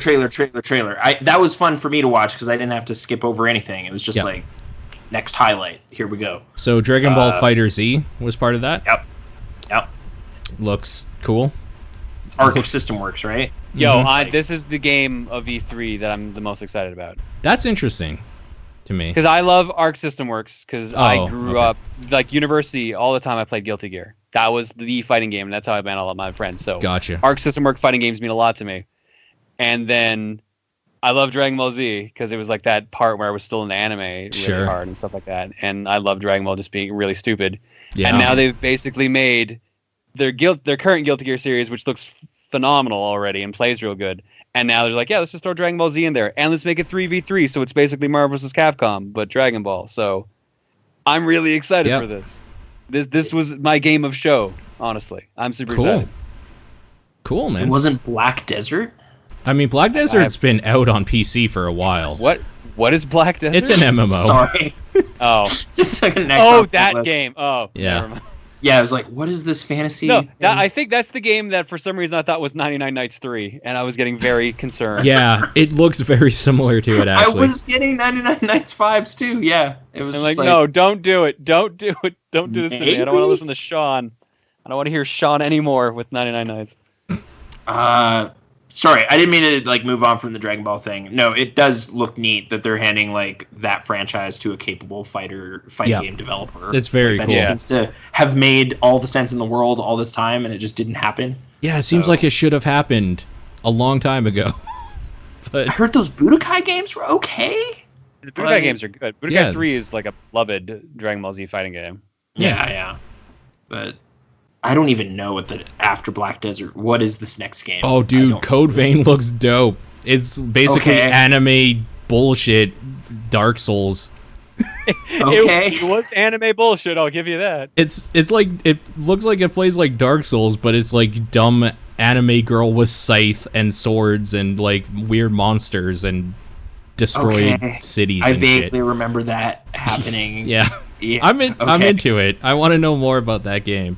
Who's putting that out? Like, what company is behind that? It's Bandai and Namco. Yeah, Namco Bandai. Bamco. Bamco. Just call them Bamco. You know what? Yeah. It's done. It's happening. Yeah. Bamco. It's not even right at all. Okay. Yeah, they are putting that out. There was another game that was like sandwiched in there that I didn't know what it was, and I couldn't catch the name in time. So my bad on that. I'm trying to remember what there's this. I know which one you're missing. It's the one with the fox that looked a lot like Conker. Yeah, Moss. I think it's called Moss. Oh, no. Moss was Sony, wasn't it? Was it? You might be Moss right. was that Sony one, the VR one. Okay, which Fox one? There was Lucky, but that might have been at a different. I think that's it. Super Lucky Tail or something like that. Oh, there was yeah. That's the one. Super Lucky, Ashen? yeah. Do you remember Ashen? which looked like weird like Playmobil people in a dungeon. I don't know what that is. Yeah, right. that was shown as well during that. I'm trying to remember what there was this really cool. I can't remember if it was at Sony or Microsoft though. It was like this like cyberpunk Blade Runner looking thing, but it had like pseudo 3D and 2D. No, that was also Microsoft. That was The Last Night. The Last Night? Okay. Oh yeah, Yeah, like that's right. Neon sign and everything. That looked. Yeah, really you're actually missing a bunch of games off of Microsoft's. Now that I've realized it was a this. gauntlet, man. There was a lot. It was like I mean, it was mostly all trailers. It was mostly all like 30-second trailers. It was a super shocking. cut of like a few trailers. Yeah. So. Hey, remember Cuphead, September 29th. Like Tacoma, August 7th, I think. Like it was just showing dates and titles. Yeah. But let's move on to Sea of Thieves, the other pirate game. Yep. That apparently was playable on the floor. On for a while. Yeah. Wasn't it playable? No, I guess it wasn't playable last year. Yeah, I don't know. I just don't know why pirates all of a sudden now, but I don't hate pirates. I don't think it's all of a sudden now. Games take a while to develop, so. So it's like, man, we just saw Curse the Black Pearl. Let's start making a game. Yeah, 15. Did you know Johnny Depp makes a good pirate? Yeah. Ed Wood's a better movie. You're not wrong. But okay, Sea of Thieves, crazy co-op, pirate, first person, like gotta solve puzzles. Yeah, you gotta solve puzzles to try to get money or the hidden treasure. You gotta fight skeletons. Your boat can come in and save you. You can get shot out of a cannon. Yeah. Is there digging in the game for treasure? I'm sure there is. They showed a point where they actually dug for treasure. Yeah, that makes sense. I mean, you're a pirate. Like this is you're a pirate game, not you're a ship game. So. Like they had like a map or like a puzzle they had to figure out, and there was like it said like walk 20 paces after you've done this thing, and then dig, and you'll find the treasure. And sure enough, that's where they found the treasure chest. It's kind of a meaningful distinction because I was kind of disappointed in the Skull and Bones thing when you can't get out of the ship. Like it's just you're a boat. No, like totally. There's a man there and he's at the wheel and that's your guy, but you can't go do other pirate stuff. Like right, this is the game to do pirate shit in. Also, I'm reading here, there's no cross-play multiplayer between Xbox One and PC players, but they are testing that feature still, so that might be a thing when... This is for this game? Yeah, for Sea of Thieves. For Sea of Thieves. It's just a thing saying that like that's not a thing right now, but they are seeing if it could be. So that could be cool. Okay. Look, potentially neat. I think the stream I was watching was kind of hitchy during this demo, so I was a little weirded out by that, but I'm sure it's a long way off. And hey, if both of these pirate games hit, Skies of Arcadia 2, it's going to happen. Sega's going to see all that money. They're going to see all that money. That's not going to happen. There's no way. We're gonna do it. Yeah. Okay, the thing that I was just like, oh shit, it's happening. Crackdown 3.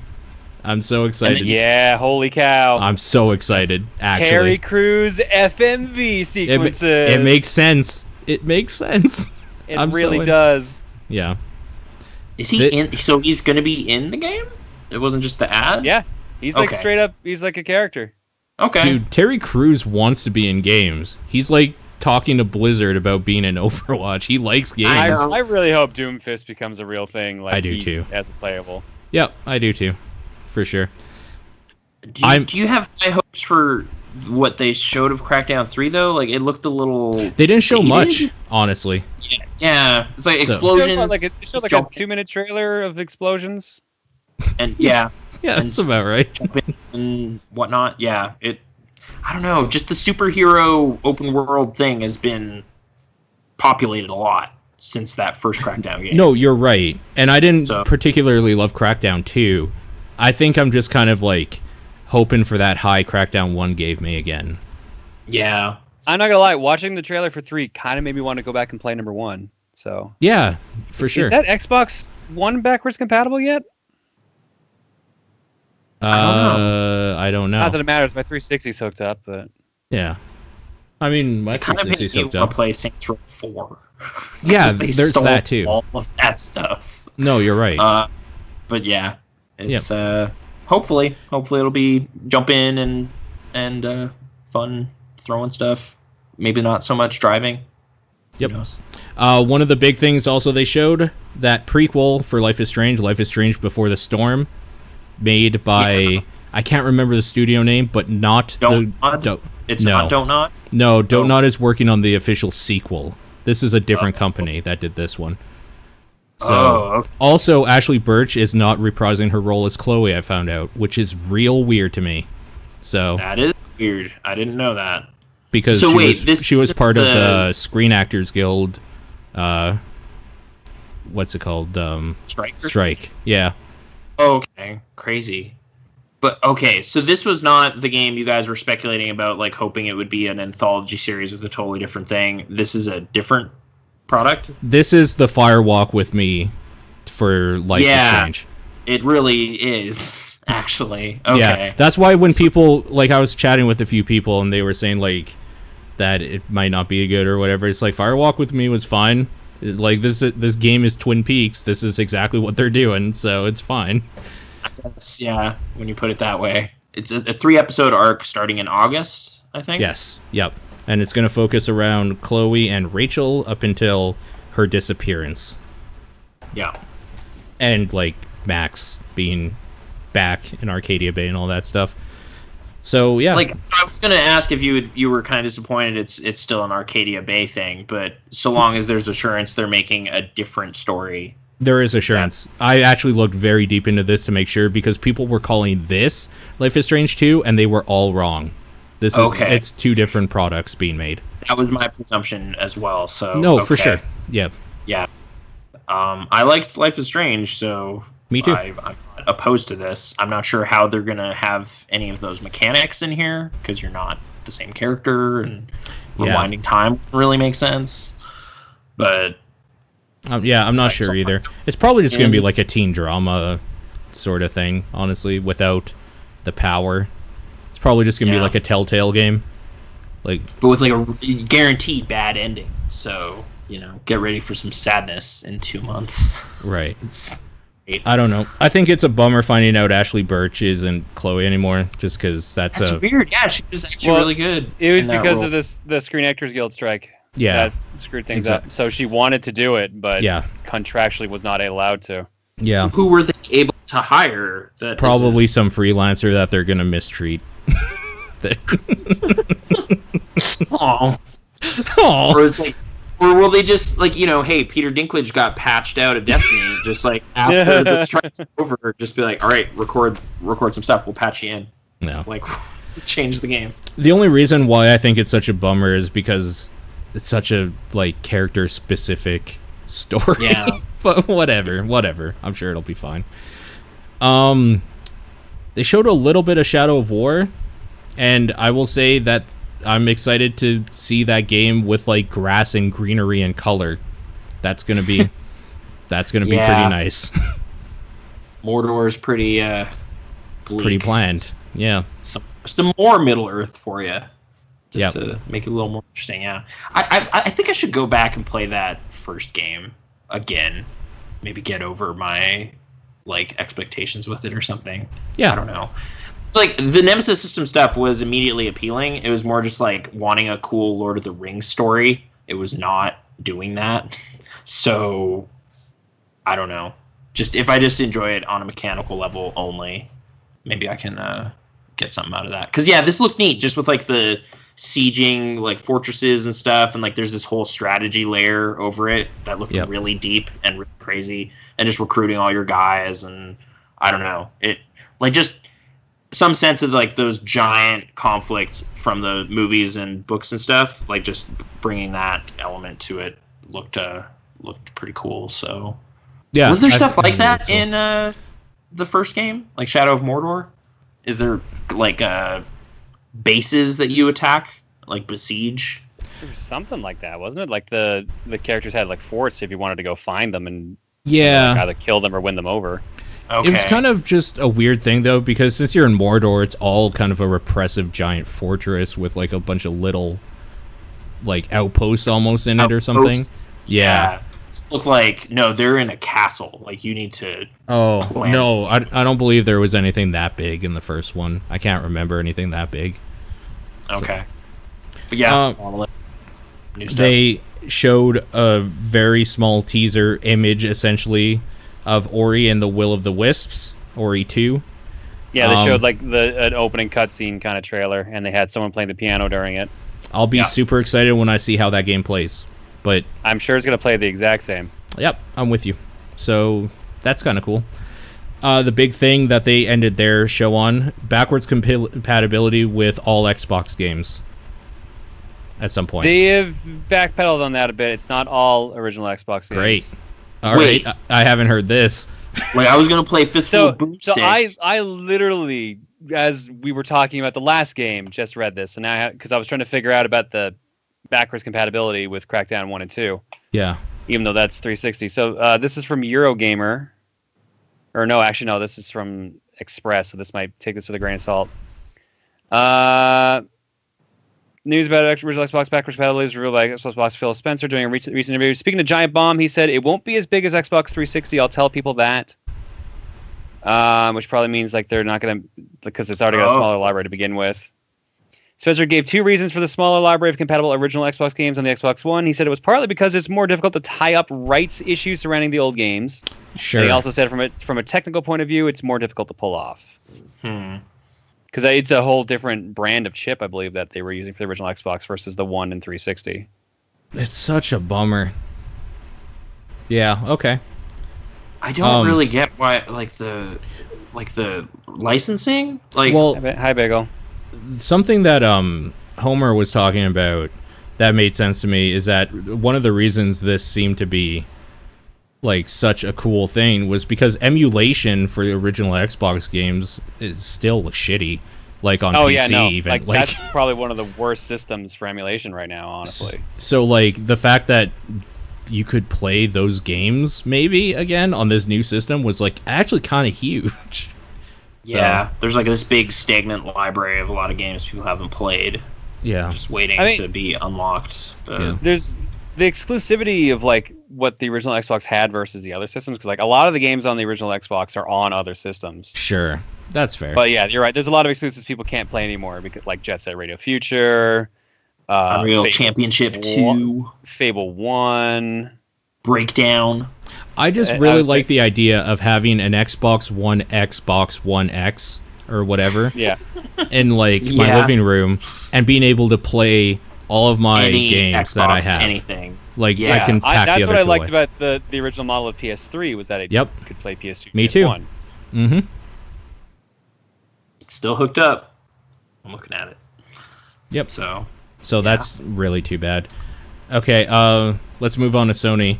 Uncharted Lost Legacy, the two featuring the ladies. I can't remember their names right now, and I feel real bad. I thought we had forgotten something. I forgot that Anthem was shown off and like showed off more of the game. More so, yeah. That was how they actually closed the conference. In fact, a lot of the stuff we talked about for that game was from this conference, not the EA conference. Right, that's why showed a trailer. That's kind of why I didn't write it down here, because I watched Microsoft, I think, before EA's thing, like because I was backlogged, so I already seen a bunch of Anthem at this point.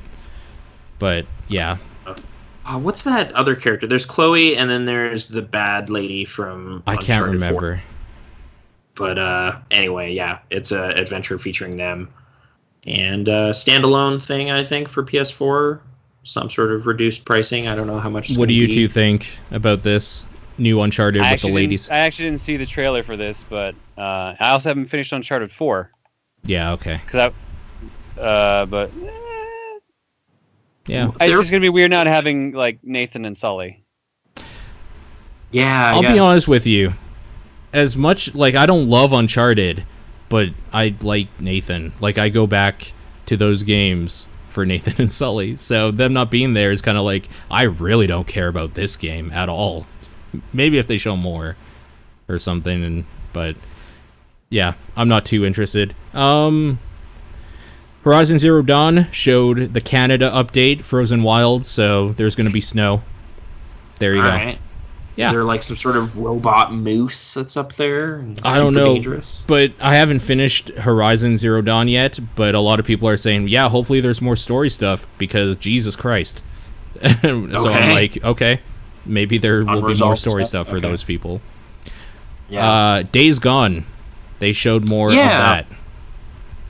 Yeah. Yeah, they did. A zombie horde game, basically. So it's another zombie thing, open world. You got your motorcycle and stuff. I was kind of impressed though with just the sheer number of NPCs on the screen doing stuff on occasion. Like it was just in that old kind of wow, there's a lot going on. Like almost Dead Rising 1 or something. Mm-hmm. Like when that was impressive. No, what for sure. Studio's doing this one again? Bend? Is that? Oh yeah, it's the Siphon Filter guys. Okay, yeah. Yeah. I don't know. I kind of wasn't too opposed to this game. It seemed like it could be fun. I'm not saying I'm super excited, but I just felt this game got a lot of kind of negative perception because Last of Us 2 wasn't shown. So this is the other zombie thing that perhaps was the reason. A lot of people were surprised there was no Last of Us 2 at all. Yeah. Because they've already announced its existence, which might have been a mistake. Because then it creates expectation for it. Naughty Dog was there. They opened the show, Uncharted Lost Legacy. But it's like, no, where's Ellie? What's going on? Where's that? It's like, we're making it. We could put a logo up. I don't know. Like, they just... Yeah, that was kind of the weird, where is my game thing I seem to see on a lot of comments and message boards and stuff. So Days Gone, I don't have a motorcycle in real life, and I'm not allowed to go out into a forest and shoot stuff. So this might be fun. I don't know. Like, open mind. Yeah. I also can't hunt dinosaurs with my homies. So yeah, this was probably my game of the show. When I saw this, I freaked out a little bit. So Monster Hunter World. Yep. This is what I want from Monster Hunter. I want it on like a decent new system that's not a handheld that I can play on my TV. That's all I want. And they did it. It's a pretty simple thing. Just make it higher res and on the TV. That's all I want. Question though with this, is this a totally different thing than Monster Hunter XX? Yes. Like, apparently, yeah. Yep. Okay. Monster Hunter Double Cross is like a Japanese updated version of Generations, I think, or something like that, with added stuff. Yeah. At this point in time, it sounds like it's only in Japan. Like there's and not it will plans. be. They're not. You're right. But the nice thing is that with the Switch being region free, I don't think those games really need you to be able to read if you have like a basic idea of what monster. Because like all the monster symbols or whatever for the quest show the type of monster you need to hunt for that quest. It might just be hard for the ones that are like extra things you can do for that quest. I don't know. I like how those games play mechanically. Not the flavors, whatever. With Double Cross currently not coming out over here, then this is going to be the way to play TV version, and it's also coming out for Xbox and PC. And PC, it's the huge thing. And Double Cross is an expansion of Generations, so that's what it is in relation. Okay, just like I wasn't sure if this was just a nice world-friendly title because Double Cross sounds too crazy, or if it was like a completely separate product, but. Yeah, it's a completely separate product. But it looked pretty neat. There was dinosaurs. He shot up a flare, and then pterodactyls flew in with his buddies or whatever. That was kind of neat. And then he roasted some meat, and that was the end of the trailer. Yeah. But was there more kind of nuanced stuff that they were showing off in there that the layman wouldn't appreciate? No, I mean you cook a lot of meat. You cook a lot of meat. There's a lot of dinosaurs. Yeah. Okay. There's shit you can kill. Yeah. I don't know. It being on PC and like TV and stuff. Yeah. It's what I want. Those are the big deals. It's what I want. And I had no idea this was coming. I was like just okay with the idea. I don't think anyone did. I hadn't heard any rumors about this because everyone was so focused on Double Cross coming out for Switch. Yeah, I was totally okay with Double Cross just coming out on Switch and being that's going to be the way I play it on my TV. Now and then when I saw this, I was just like, they did it. They did it. Just start clapping and then walked out of the room. That's what happened. Shadow of the Colossus is being released again. But why? Yeah, that was my question. But then they sort of said why. But, I mean, yeah. I literally sat down there and watched the trailer and said, okay, but why though? Because that PS3 version was really good, so you already did it. But this is a remake. It is actually. If it's not a remaster. They add in all the Colossi that was supposed to be in the original release of the game, because apparently we were supposed to get like 40 Colossi, I think it was, or some crazy number. Yeah, I am all for it. Yeah, I'm all for it. Give me more Shadow of the Colossus. I'm all in. But Not if you give me just the exact same Shadow of the Colossus again, but prettier. Yeah. Pretty Okay. hard. I watched the comparison videos online, and I was actually like, you know what? That's nice looking. I never bought the HD version on PS3, so I'm more okay with this probably. I was kind of shitty about this to people when it got brought up. I'm not gonna lie. I was just like, I was kind of shitty saying stuff like, I'm sick of people talking about Shadow of the Colossus, just stop, and just shit like that, because it's like, I was mad that they were doing this again for full price, but I don't know, it's whatever. It's so weird though. It was a bit of a head scratcher, because it's for like, the kids, I like that game. For the kids growing up now that have the PS4 and didn't play this is a great way for them to jump on. Whatever. True. I'm glad more people get to experience an excellent game. Yeah. But for those of us who've already gone through the experience, please give us more to justify it. We're pissed. We're actually not happy about this. Look, like, at least the HD collection for PS3 had Eco as well. So it was two games for the price of You're one. right. I didn't even consider that. Yeah. Yeah. If you were just selling me an even prettier Shadow of the Colossus with nothing new added for full price again, fuck right off. Yeah, kind of. Yeah. I'm with... Yeah. Yeah. I'm glad we're all kind of shitty about this. I'm glad. Yeah. I was a little worried. It's been 12 years, and it's not like it's been hidden this whole time. They did a solid version on PS3. Like, so if the PS3 version didn't exist, I would be way more excited. Totally. No, you're totally right. 100%. But like I said, if they add in more content, then I will change my tune right away, and I will immediately be like, all right, you got me back on board. All the Colossi features were familiar, so I don't know if there's any real indicator of that. Nothing looked like a new Colossi, and I don't, considering how early that probably is in development, I wouldn't expect to see anything on that for a bit. This was my major gripe with Sony's conference. Almost every game they showed was 2018 at least. Mm-hmm. Which was also the same as last year's, which almost everything was 2017. So I guess I can't be too shocked. But even half the stuff they showed on last year's Sony conference is still a year away. Yeah, I'm with you on this for sure. I guess. Marvel vs. Capcom Infinite still looks cool. I'm still into it. I mean, it was just a trailer though. There was no. It was the story mode. Yeah. Yeah. So Thanos and Rocket are gonna fight. Yeah. So check it out. That's the way that goes for sure. The logo was kind of neat. It's like I am curious to see how stupid of a story they're going to make with Marvel vs. Capcom Infinite. Yep. Mm-hmm. Me too. Call of Duty World War II stuff was shown, and that looks like Call of Duty and Day of Defeat put together. It is really weird not seeing Call of Duty stuff at a Microsoft conference anymore. Yeah. I was kind of like, wait, where's Call of Duty at when that conference happened? And I was like, maybe Sony has this year. Sony has the exclusivity now. Yeah. Sony's had the exclusivity for years now, so. Yep. So it showed up here, and, M1 Garand. Nathan, I think you're the only other person that talks on this podcast ever that can be excited about Call of Duty sometimes with me. What do you think? Yeah. I mean, I enjoyed 1 and 2 quite a bit. What do you think of going back to boots on the ground, regular troops storming Normandy, walking the streets of whatever city that was? I think they showed a bunch of theaters, right? Like, they talked about and stuff. Like, I'm generally okay with it. It's just, the one I've been meaning to play is Black Ops, but it keeps an incredibly high price for how old it is, and I don't know why. Like, Black Ops 1 and 2 are, like, really held in high regard from the fandom, aren't they? Like, are they still thriving multiplayer places? One of them apparently is. It might be Black Ops 2. Maybe 2. Okay. I can lend you Black Ops. I think I have 1 and 2. on like 360 or something? On 360. 'Cause I just want to play that yeah. campaign. I've heard about it for years. I actually might have Black Ops as well. I think you can also borrow it off of me if you don't get it from Paul first. Oh, we'll Yeah. both. I'll just Yeah, I'll get a exactly. PS3 copy from one, and then I'll get the trophies. I in and really shoot. like Black Ops 1. How they do that story is like... No, the I've heard perfect- really cool yeah. things about it. So Yeah. I've been meaning to. But okay, back to World War II.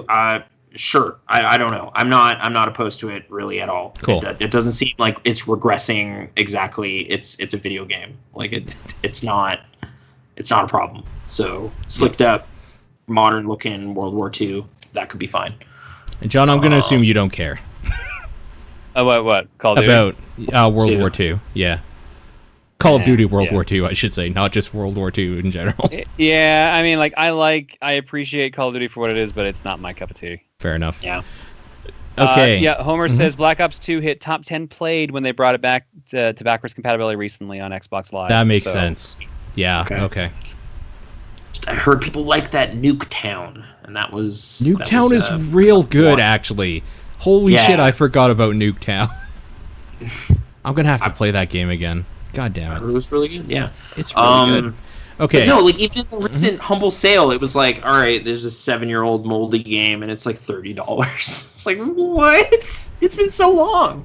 I want to pay almost nothing for this. Wasn't That's how one of the much PC versions of the Call of Duty like still stupid expensive? Like Probably. Modern the team- Warfare 2 or 3 is still like $100 or something insane? Yeah, probably. That sounds about right. That sounds like someone just forgot to lower it. Lower the But price, maybe. Yeah. Anyway, PSVR. I guess this was where the Skyrim reveal happened again. This is where I checked out of the conference, basically. PSVR is the way I think I get VR. I can foresee because it's just cheaper and easier alternative to having a room for my and that's PC. the smart thing about it. Like that, Yeah. Sony knew what they were doing when they did it. Yeah. Mhm. Yeah, for sure. Like we said before, they got real good at announcing Skyrim, and they did it again. So that's coming. Now you're in the world. I'm super Inpatient. excited for the Inpatient. That's the What one is I that? want to see. That's some weird, like, Mental patient? yeah, like a horror game. Okay. So I'm getting that and Transference mixed up in my mind a lot between, like, I think I'm can getting kind it- of see why. yeah. They're I think I'm mixing it up with like that new Twisted Pixel game. It's like a mental hospital. No, it's like Oh. a What's VR. the new twist? I didn't see anything on the new Twisted Pixel game. There's like some crazy first-person thing that Twisted Pixel helped out with, and it's a horror VR thing. Here, I'm just gonna. That they helped Yeah. out with, or that they're doing. I think it might be out Oh, already. 'cause it Wilson's was like Heart? Yeah. What is that? I have no fucking idea. I just looked it up. Okay. Yeah, YouTube ads told me about this. Twisted Heart or Wilson's Heart. Twisted Wilson's Pixel Heart, Games. yeah. Robert Immersive Wilson, first-person psychological thriller set in 1940s hospital that's undergone a haunting Exactly. transformation. So I was thinking of this game. What Inpatient is a different mental hospital VR experience? Apparently, Yeah, it is. Okay. It's fine. It might be great. I'm not trying to diminish. I just thought it was a different game. the Impatient is from the developer of Until Dawn. It's a prequel, actually, to Until Dawn. Okay. Yeah. So, It's your story. Prequel. yeah. Didn't show up. But, yeah. This next one, So- though, man. I'm into it. Okay, the next one. Monsters of the Deep, Final Fantasy 15. Oh my god! The fishing game. I couldn't believe when I was. Why? It was like, is Sega Bass Pro back? And then there was like a giant monster. It's like, all right, this is a way to go. Yeah. Fishing, first Fishing. person VR fishing in the world of Final Fantasy You can 15. camp out with your bros. Yep. Yep, And gotta get that headset, dude. It's gonna be Moss awesome. was the last one for this Yeah, little this game segment. actually looks cool. What is that Yeah. one? This Was is this the about fox? a little tiny mouse that has a sword, and you're like a spirit that's going along with it.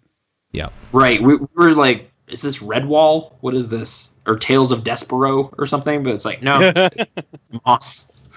It's a different thing. But yeah, Adventure Mice. Yeah. I think it looks cute. I like it. Okay. God of It's a War. VR block. God of War. That's all it's called.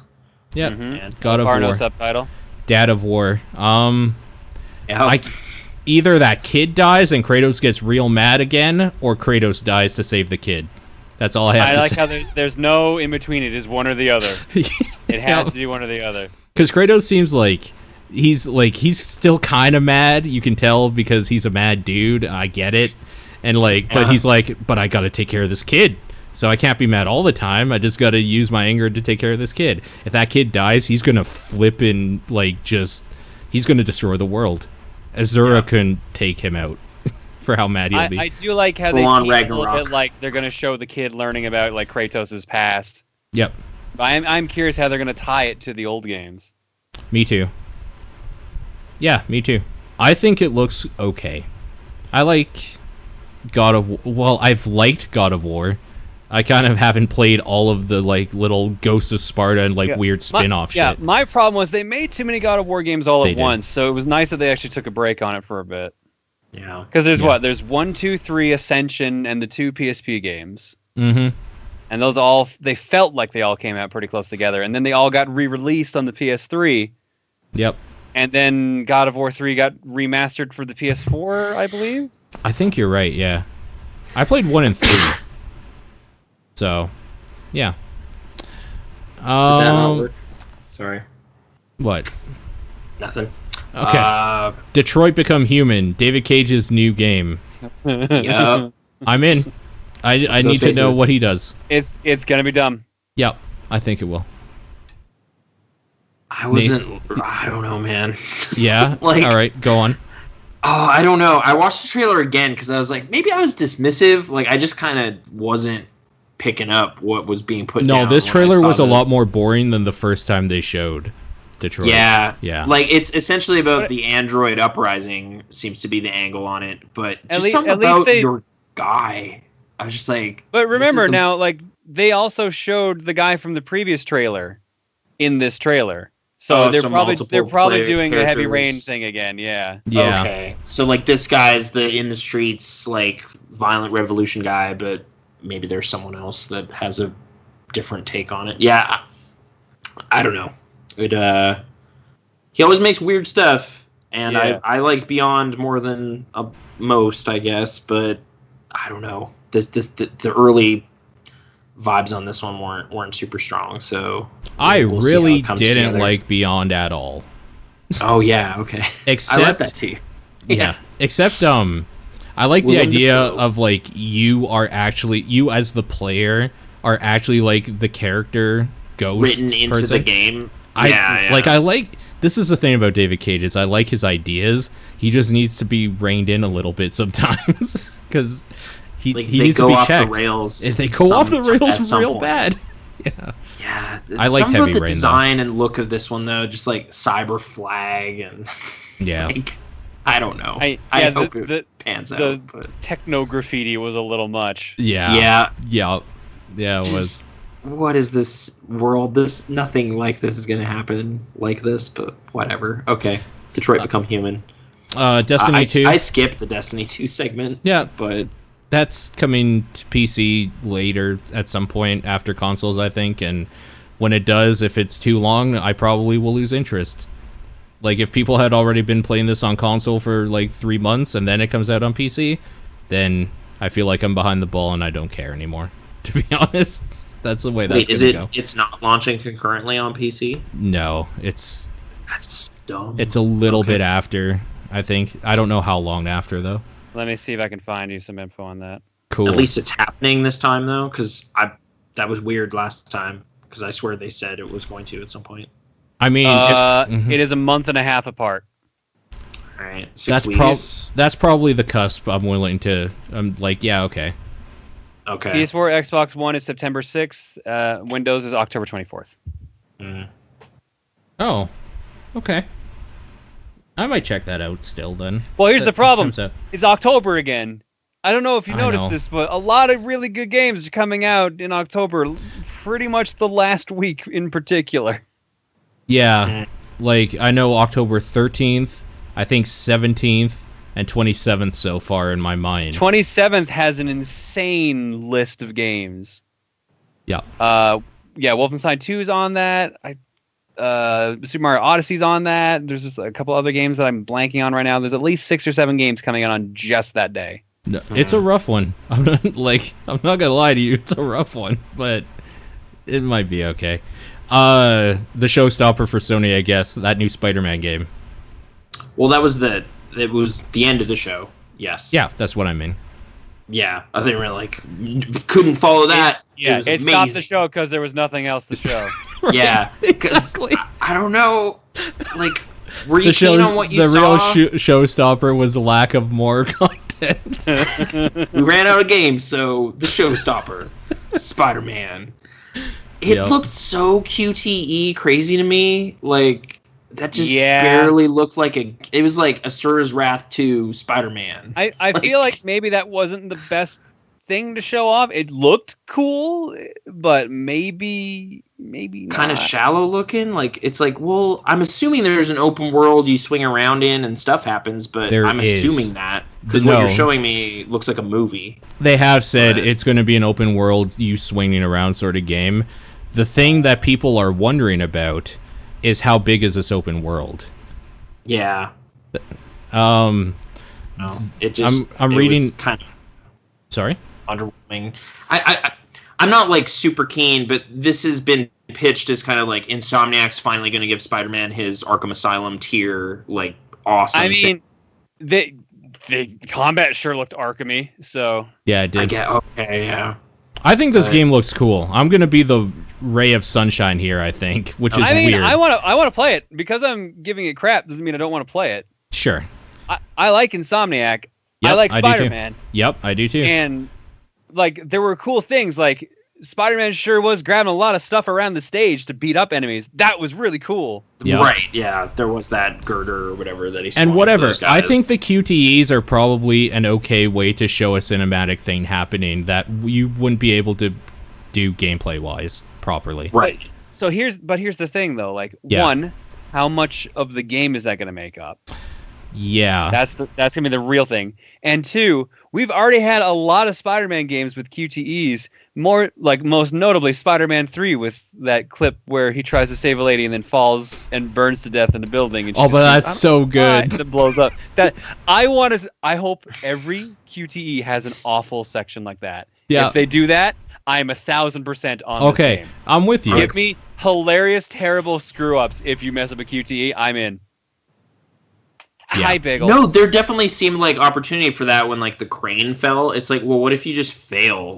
Can't you still chase the helicopter, or does Spider-Man crumple to his knees and go, "Oh no, I didn't save them," and then I do wonder what happens in that aspect. Yeah, or it's just a lot of New Yorkers just died. Nathan, you should be excited lost a lot of followers.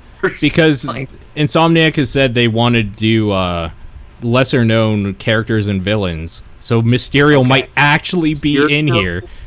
Might actually appear. Okay. Yeah. So this might be the game, finally, where you can beat up Mysterio? That doesn't seem like something you'd want to do. Maybe hang out with Mysterio. I think he's actually been in a lot of Spider-Man games. Yeah. He's in a lot of the Activision ones. Game Boy yeah, games. that's true. Yeah. But I don't know. It might totally pan out. It was just kind of all right, a chase scene. It just seemed kind of familiar superhero type stuff. But I could be wrong. Also, it's Miles Morales' version of Spider-Man, which is kind of cool, I guess. Was it? Yeah. I thought he showed up at the end of the trailer. Miles Morales shows up at the end, and that's while all the chaos is going on. So it's clearly Parker. That's the guy flipping around. Maybe right. Peter. Oh, what if it's a Metal Gear Solid 2 thing where Peter Parker just straight up dies in the first 10 minutes? That's the thing. The teaser makes it actually seem like it's framed like that. Oh god! A lot of people are hoping it's gonna be a Spider-Verse thing, and Spider-Gwen's gonna show up in a bunch of other stuff. So that would be so cool. Be so cool. Okay. Before we move on to the next platform, there's one very important announcement that you didn't put down on your list. I just got to bring it up, especially for top-down perspective specifically. Oh no! Undertale is coming to the PlayStation. Oh no, you're right. I didn't put any of the stuff that was pre-show or after show. This is only what they talked about during the conference. that I wrote down. Just we should probably iron it out. Like, what is the policy on this now? Since there's a 2017 release of Undertale coming out, is it eligible for Game of the Year once again for the users? I mean, I frankly don't care. Okay. Just previous years, you've gotten a lot of votes for it, but this year... Nathan, are you the one who's been sending us that mail? I only played through it once. I thought it was pretty great. Yeah. But I'm just wondering, like, if we could nail down the policy on 2017 Undertale here and now. Well, they're adding stuff, right? So technically, yeah, it's a new product. I mean, they're not adding much to the main story. They're adding like weird side shit, like that goat simulator minigame. Yeah. Oh, and like trophies. And trophies. Yeah. Yes. Toby Fox was really sad, apparently, that he put in trophies, but he did indeed put in trophies. Oh yeah. I don't know if he would enjoy putting that in, but okay. Anyway, just wanted to mention it because it was there. I thought that there was a monster truck and then the dog was in it. It was a funny little for that trailer. But okay. Yeah. Okay. Undertale. Okay. Last platform holder.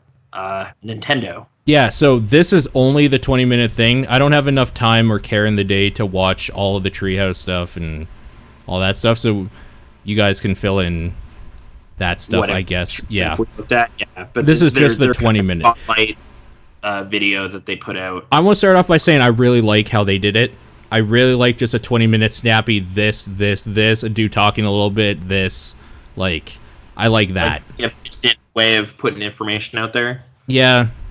You just save so much time from the, like, pause for audience applause and then, like, cue this. Like, fuck all that shit. Just give me a video of the stuff, maybe with an awkward intro from Reggie talking about some weird, like, Art of War Zen type shit. I'm in a house for some reason. Now I'm on a beach. That part is so weird. Like, what was he saying? Like, something about a battle, and, like... Like, something about fun being a battle, and then, like, if it's not fun, what are you fighting for? I don't know. There's some weird shit he was saying. Yeah, but hey, it's a short video, so if you want to check it out, it's out there. But was their first thing, honestly, Xenoblade 2?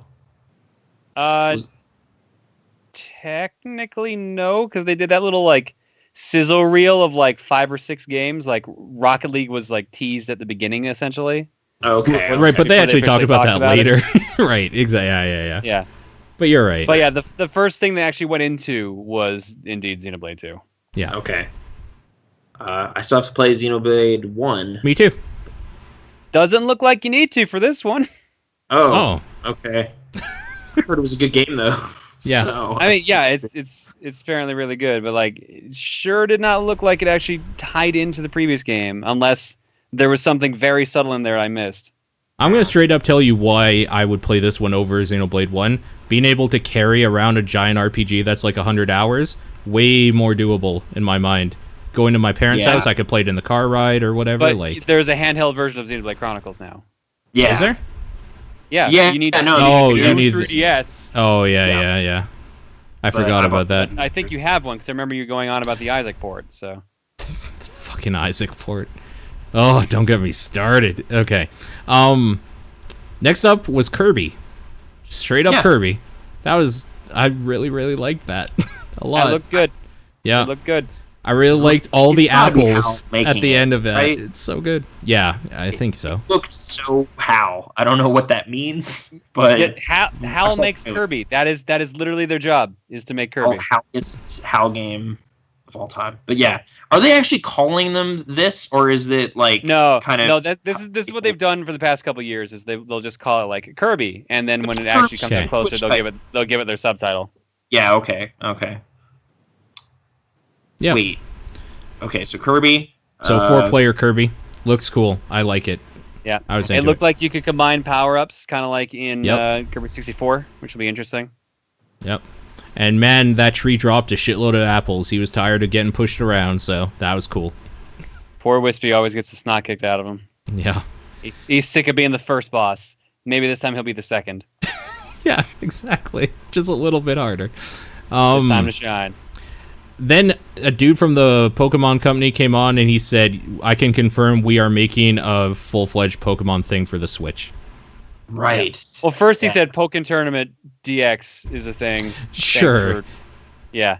Yeah, that's right. Enjoy that. But then he's like, yeah, we're making a core Pokemon game. Because I have a feeling they only added that in because of the backlash they got for that Ultra Sun, Ultra Moon reveal like the week before. I think so too. Like, they're probably in still conceptual stage. It didn't seem like they had a lot to say besides this is a thing. So check out for that. Check out for more on that later. Then it showed space and a 4, and I thought Fantastic Four was getting some game or something on the Switch because I forgot Metroid Prime was a thing. Dude, I saw them, like, I'm like, this is making Samus's logo, isn't it? And sure enough, before the 4 showed up, you could see like the there's outline the screw attack thing. logo. I'm like, no fucking way. Yeah. So here's the funny thing. I had a list of like, this is what I think Nintendo is going to reveal in their Direct.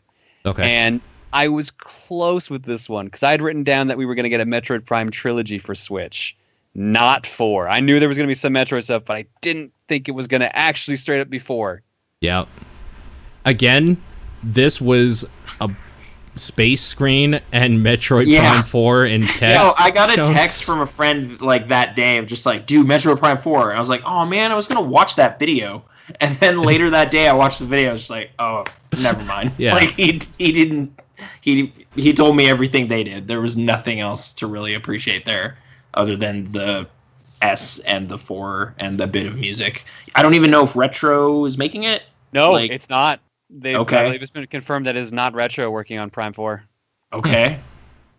Hopefully that is good. Which is fair, because I don't even think most of the people who worked on that aren't there anymore. No, yeah, they went to make Recore, right?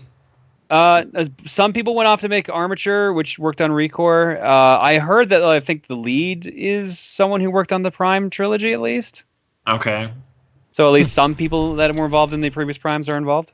Right, but it's just a logo. It's just a 4, and but hey, great. Why not? Yeah. First person, presumably. Who knows? This next one you have as Yoshi 2, but I think you just said Yoshi. It was just called Yoshi. It basically is like Woolly World 2, but it wasn't really woolly, I guess, per se. It's like dioramas and like paper mache kind of cardboard houses. Yeah, it was cute. It was cute. Yeah. There's egg throwing in it, so it's one of those. But it's one of those. It's one of those Mario things. Those fucking egg throwing games. Yep. God damn it. Yoshi. Yep. Fire Emblem Warriors. Mm-hmm. So, I never played Hyrule Warriors. I'm more interested in that. I could see me probably trying this out, somewhat liking it, and then Sean just being a total piece of shit about me somewhat liking it for a little bit. Yeah, Sean hates those kind of games. Like a direct assault on Sean's interest, though, because he loves Fire Emblem. Yeah. So it's like, how much can you handle the Warriors end of it? He's not gonna do it. Sean's not gonna do it unless he has to review it. Because I think he likes Zelda more than Fire Emblem, and he couldn't take Hyrule Warriors. Yeah. Fair enough. Speaking of Zelda, they showed DLC stuff that's coming. They showed the first pack that they already announced, and then they announced the second pack of what was it, the Champion's Ballad or something? Yeah.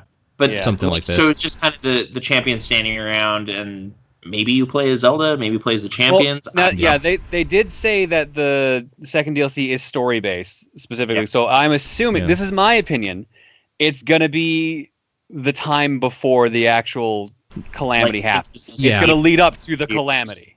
Yeah, I think so too. There's amiibos coming out of those champions to celebrate. I really like how those amiibo look. Like the detail and stuff really on them. Like, say what you will, their amiibo game has gotten pretty strong aesthetically. Mm-hmm. Dude, like I was looking at some of my amiibos, like from the first wave that they released, and I was just like, this is like worse than a fucking McDonald's toy compared to the shit you get now for amiibo. It's crazy. Yeah, they look cool. And there's a Tingle outfit and a Majora's Mask, is it? I mean, all of that stuff was announced before, and we saw screenshots, but we saw like actual video of it now, I guess. So there was that. More Mario and Rabbids Kingdom Battle stuff. Not as much as the Ubisoft thing, but they made mention of it and showed it again, basically. Which makes sense, because I think more people were, like... If you want to know about Nintendo stuff, you watch there's a bigger Nintendo group of people that were exactly. watching Nintendo rather than Ubisoft. So, Yeah.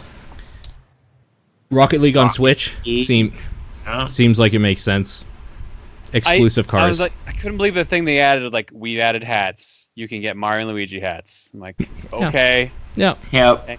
And they're Done going to it. announce You've cars made your game later, unique. so Mario Kart, maybe? No, let's be real. The car they're going to add is the goddamn Blue Falcon. And it's going to piss off F-Zero fans again. It's always the Blue Falcon. You're probably right. Okay. What about those vehicles you can get from the Skylanders it could be thing? Wario's car or Bowser's car, or Or maybe Wario's right, car. maybe a Mario Kart. Wario's bike. Yeah. That'd be kind of cool, actually, in a weird way. I don't know. I think this seems fine. Rocket League is simple enough that you could play 2-player or whatever with the little controller. Yeah, I like it. It's portable Rocket League. That is kind of cool. Yeah, I'm into it. That's gonna be the thing for the Switch for a while. It's like, oh, it's portable blank. That's cool. Yeah. Yep. The big thing for me, seeing more Mario Odyssey and that like new mechanic and stuff, I was pretty happy. I was pretty fucking happy. my friends who went to E3 all said Odyssey is pretty phenomenal. It deserves the hype. Yep. I mean, That after seeing so that trailer, delirious. I was like, no, I'm 100% in. I need a Switch. Like, I love the arc of that trailer too. Like, just it's like there's a T-Rex in a field. What is this? And then a hat. There's a hat. Yeah. And then it just goes crazy, and it was great. And mustaches on everything. Yep. So, yeah.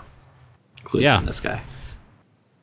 Like, And the 2D bullet bills on the kind of column that look kind of cool.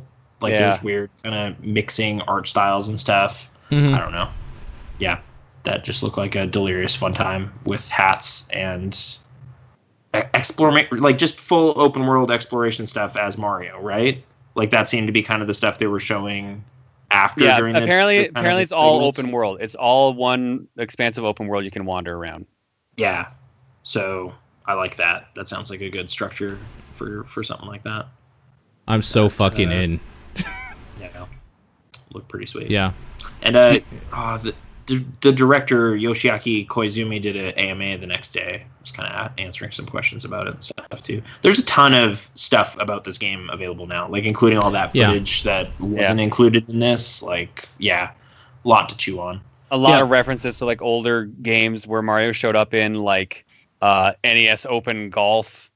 Oh, really? Yeah, like they in the trailer in the direct, you see Mario running around in like a sombrero and poncho, which apparently is a reference to, of all games, like Kicks, I think. What? Which was a puzzle game on the Game Boy. Okay. There was the outfit from the cover of NES Open World Championship Golf, which is like the Stars and Stripes kind of outfit he has. Yeah. There's a reference to his Mario Picross outfit where he looks like an archaeologist, and there was a reference to his Yoshi's Cookie outfit where he's dressed up like a chef. All right. So a lot of deep references, a lot of digging deep on this one. October Also, 27th. the main city, New Donk City, the mayor is Pauline. Okay. Yeah. I think that's cool. So And just possessing everything. It looked so weird. Mario Like, is officially a parasite, confirmed. Yeah. That hat, I don't know. Just I think like him being I'm an so electric into ball it. I love with a it. mustache on it. Yeah. Yeah. Anyway. I'm just excited. So yeah, there's a lot of stuff coming out October 27th, but I think that's the one.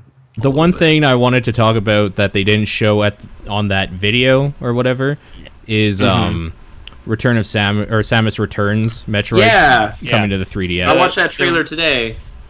It's a remake of Metroid 2. Go Wonder figure. where we heard about that before. Yeah. Yep. So a lot of people were real upset that AM2R, a Metroid 2 remake, got shut down. And now we know why. It makes sense. Now it makes sense. Yeah. Yep. Oh, we're literally making that, and it comes out in September, right? 3 months from now. Yeah, I think September 15th or something like that. It is being made by Mercury Steam, the guys who did Castlevania Lords of Shadow.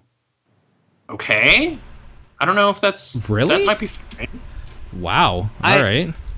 Yeah, I was surprised too. I'm cautiously optimistic. Sure. Yeah. I liked Lords of Shadow after you get past the first 2 chapters, and Yeah, me too. I don't like Castlevania Lords of Shadow. Their Metroidvania they made, Portrait of Ruin, or no, fuck, what's it called? Mirror of Fate. Mirror of Fate. Okay. Yeah. Yeah, Castlevania Really? Lords Was of that Shadow. not Mirror of good? Fate. I never played It it. was pretty meh. Oh. Okay. I Okay. played it at E3 the year it came out. I'm like, oh, this is they got some time to fix this, but it plays good. I'll grab it when it comes out. Yeah. And then it was like a resounding meh when it came out. Uh. So I'm hoping with Nintendo's direction it'll be good. Like what they showed looks miles better than Mirror of Fate. So Yeah. I mean, maybe so they felt I will be cautiously optimistic of this. I don't know if they felt the trailer was kind of plain or what, but it seemed a little weird it wasn't included in the Metroid Prime 4 kind of segment. Well, here's the thing. Because that direct was only for Switch stuff. They Yeah. only showed Switch stuff. Oh, Yeah. you're right. Okay. So thematically it wouldn't have fit.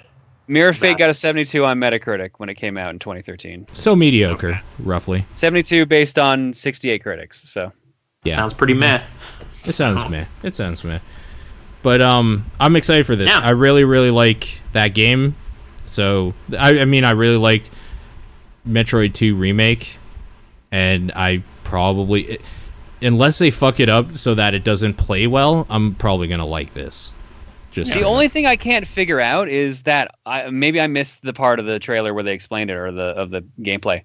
What's with the auto aiming? Because it seemed like they were just like auto locking on their normal shots to enemies, like they were just firing around diagonally, no problem. Was that like Oh. some ability I just missed where they introduced it, or was it just auto lock on, or what? I don't actually know. Because yeah, if you watch the Treehouse gameplay, like there's just a bunch of points where like they're free aiming. Oh, I didn't actually see gameplay of it. I just saw the trailer, so Okay. I'll have to look at it. Yeah. Yeah. I know there's like a physical counter button too, which was kind of like Other M. That was like one of the few things of Other M I enjoyed. So I'm like, yeah, all right, that's a good addition. I'm down with that. Yeah. I think they said it's 360-degree aiming. Okay. Okay. Cool. Nintendo, they kind of closed out the conference lineup, I guess, and Yeah. Yeah. I don't know if any other stuff really came out from just show floor games, and I'm sure there was a lot more there, but that's kind of the main stuff of E3, right? Yeah, I think that's probably where we're gonna say that's like the main thing of E3. How did you guys feel about this E3? Eh. I don't know, man. A little Monster bit. Hunter World is like the one Yeah. thing that got me turned around. I mean, like I said, Dragon Ball Z Fighters Z or whatever the fuck. I'm super on board for that. That is my game of show. Sure. But yeah, I don't know. There wasn't too much I was actually hyped for. Okay. I think that might be healthy. Because I don't like the hype cycle. I kind of don't like E3 because it just tries to get It's people meant all to hyped up. generate that. Yeah. Yeah. Like, look through it. I don't know. Like, there's some stuff I'm probably like, yeah, I'll play that. Like, Battlefront 2. I'm on board just because of the Star Wars and the promise of two-player stuff. Yeah, sure. What about A you're not Way wrong. Out? Would either of you be up for trying that? What For game? which one? A Way Out, because I'm gonna need somebody to play with. Yeah, Oh. no, I would love to play out because I loved Brothers. Brothers was real good. Okay.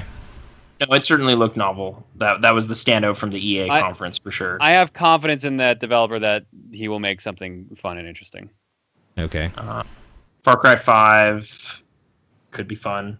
Hopefully Yeah. the co element is fun. State of Decay 2. Like there's some stuff that's like I'm intrigued. Like I could follow up on that. Monster Hunter. Yep. Like again, I'm gonna highlight Days Gone because I think it looks more interesting than it seemed to. I don't know. The thing I'm a I like little worried about zombies. Days Gone is actually what you brought up. How do they get so many like dudes on the screen? If I'm gonna need a PS4 Pro to really like not make the frame rate tank, I'm gonna be pissed. Right. Oh, Yeah. I hope that's something. That's also what I'm worried about for Crackdown 3 is needing an Xbox One S. Yeah, I'm kind of worried about that stuff too. Even really consider Yeah, that. because the Xbox One S, and we didn't mention this, is 500 US. Right. Probably gonna be 600 Canadian. Yeah. God, I hate our doll.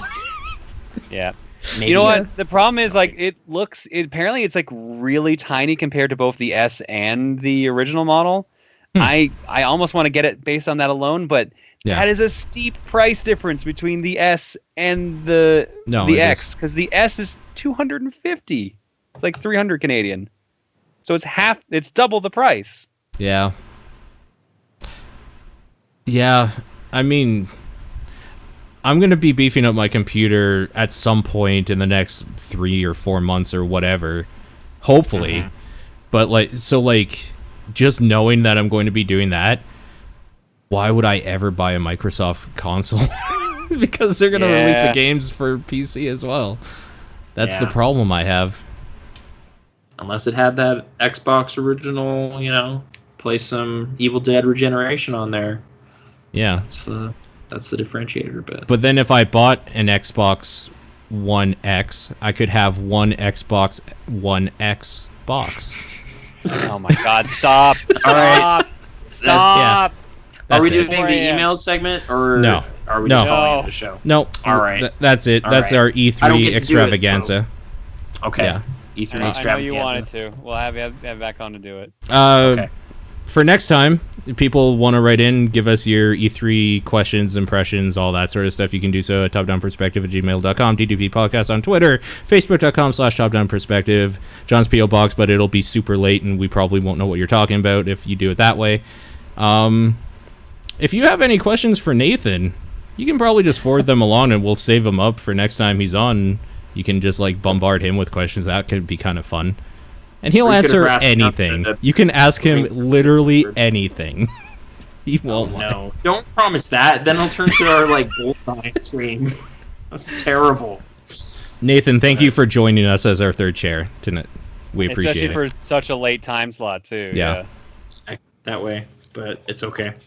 Yeah. Do you have any closing thoughts? Closing thoughts on E3. You should give us your game of the show. Because we kind of both said the one game we were more excited for than anything else. I think you should too. That'll be kind of like our game of the week segment. Man, it's really hard to put something above Odyssey for sheer delirium. I don't know. Okay. Just say Odyssey. It was real good. Yeah, that looked like something I need to... That's probably my second right now, honestly. Sure. Yeah. That's high up there for me. Yeah. Yeah. I'm gonna have to go with Super Mario Odyssey. That looks like a system seller for sure. Because I don't have one of those things, but I'm going to have to get one. Yep. And I'm okay about that. Yep. But yeah, stay tuned to TGS for Resident Evil 2. Oh my God! Don't even start with me. Have a good night, everybody. Right. Thanks for listening. We'll see you next time. Project Whale. Shut up.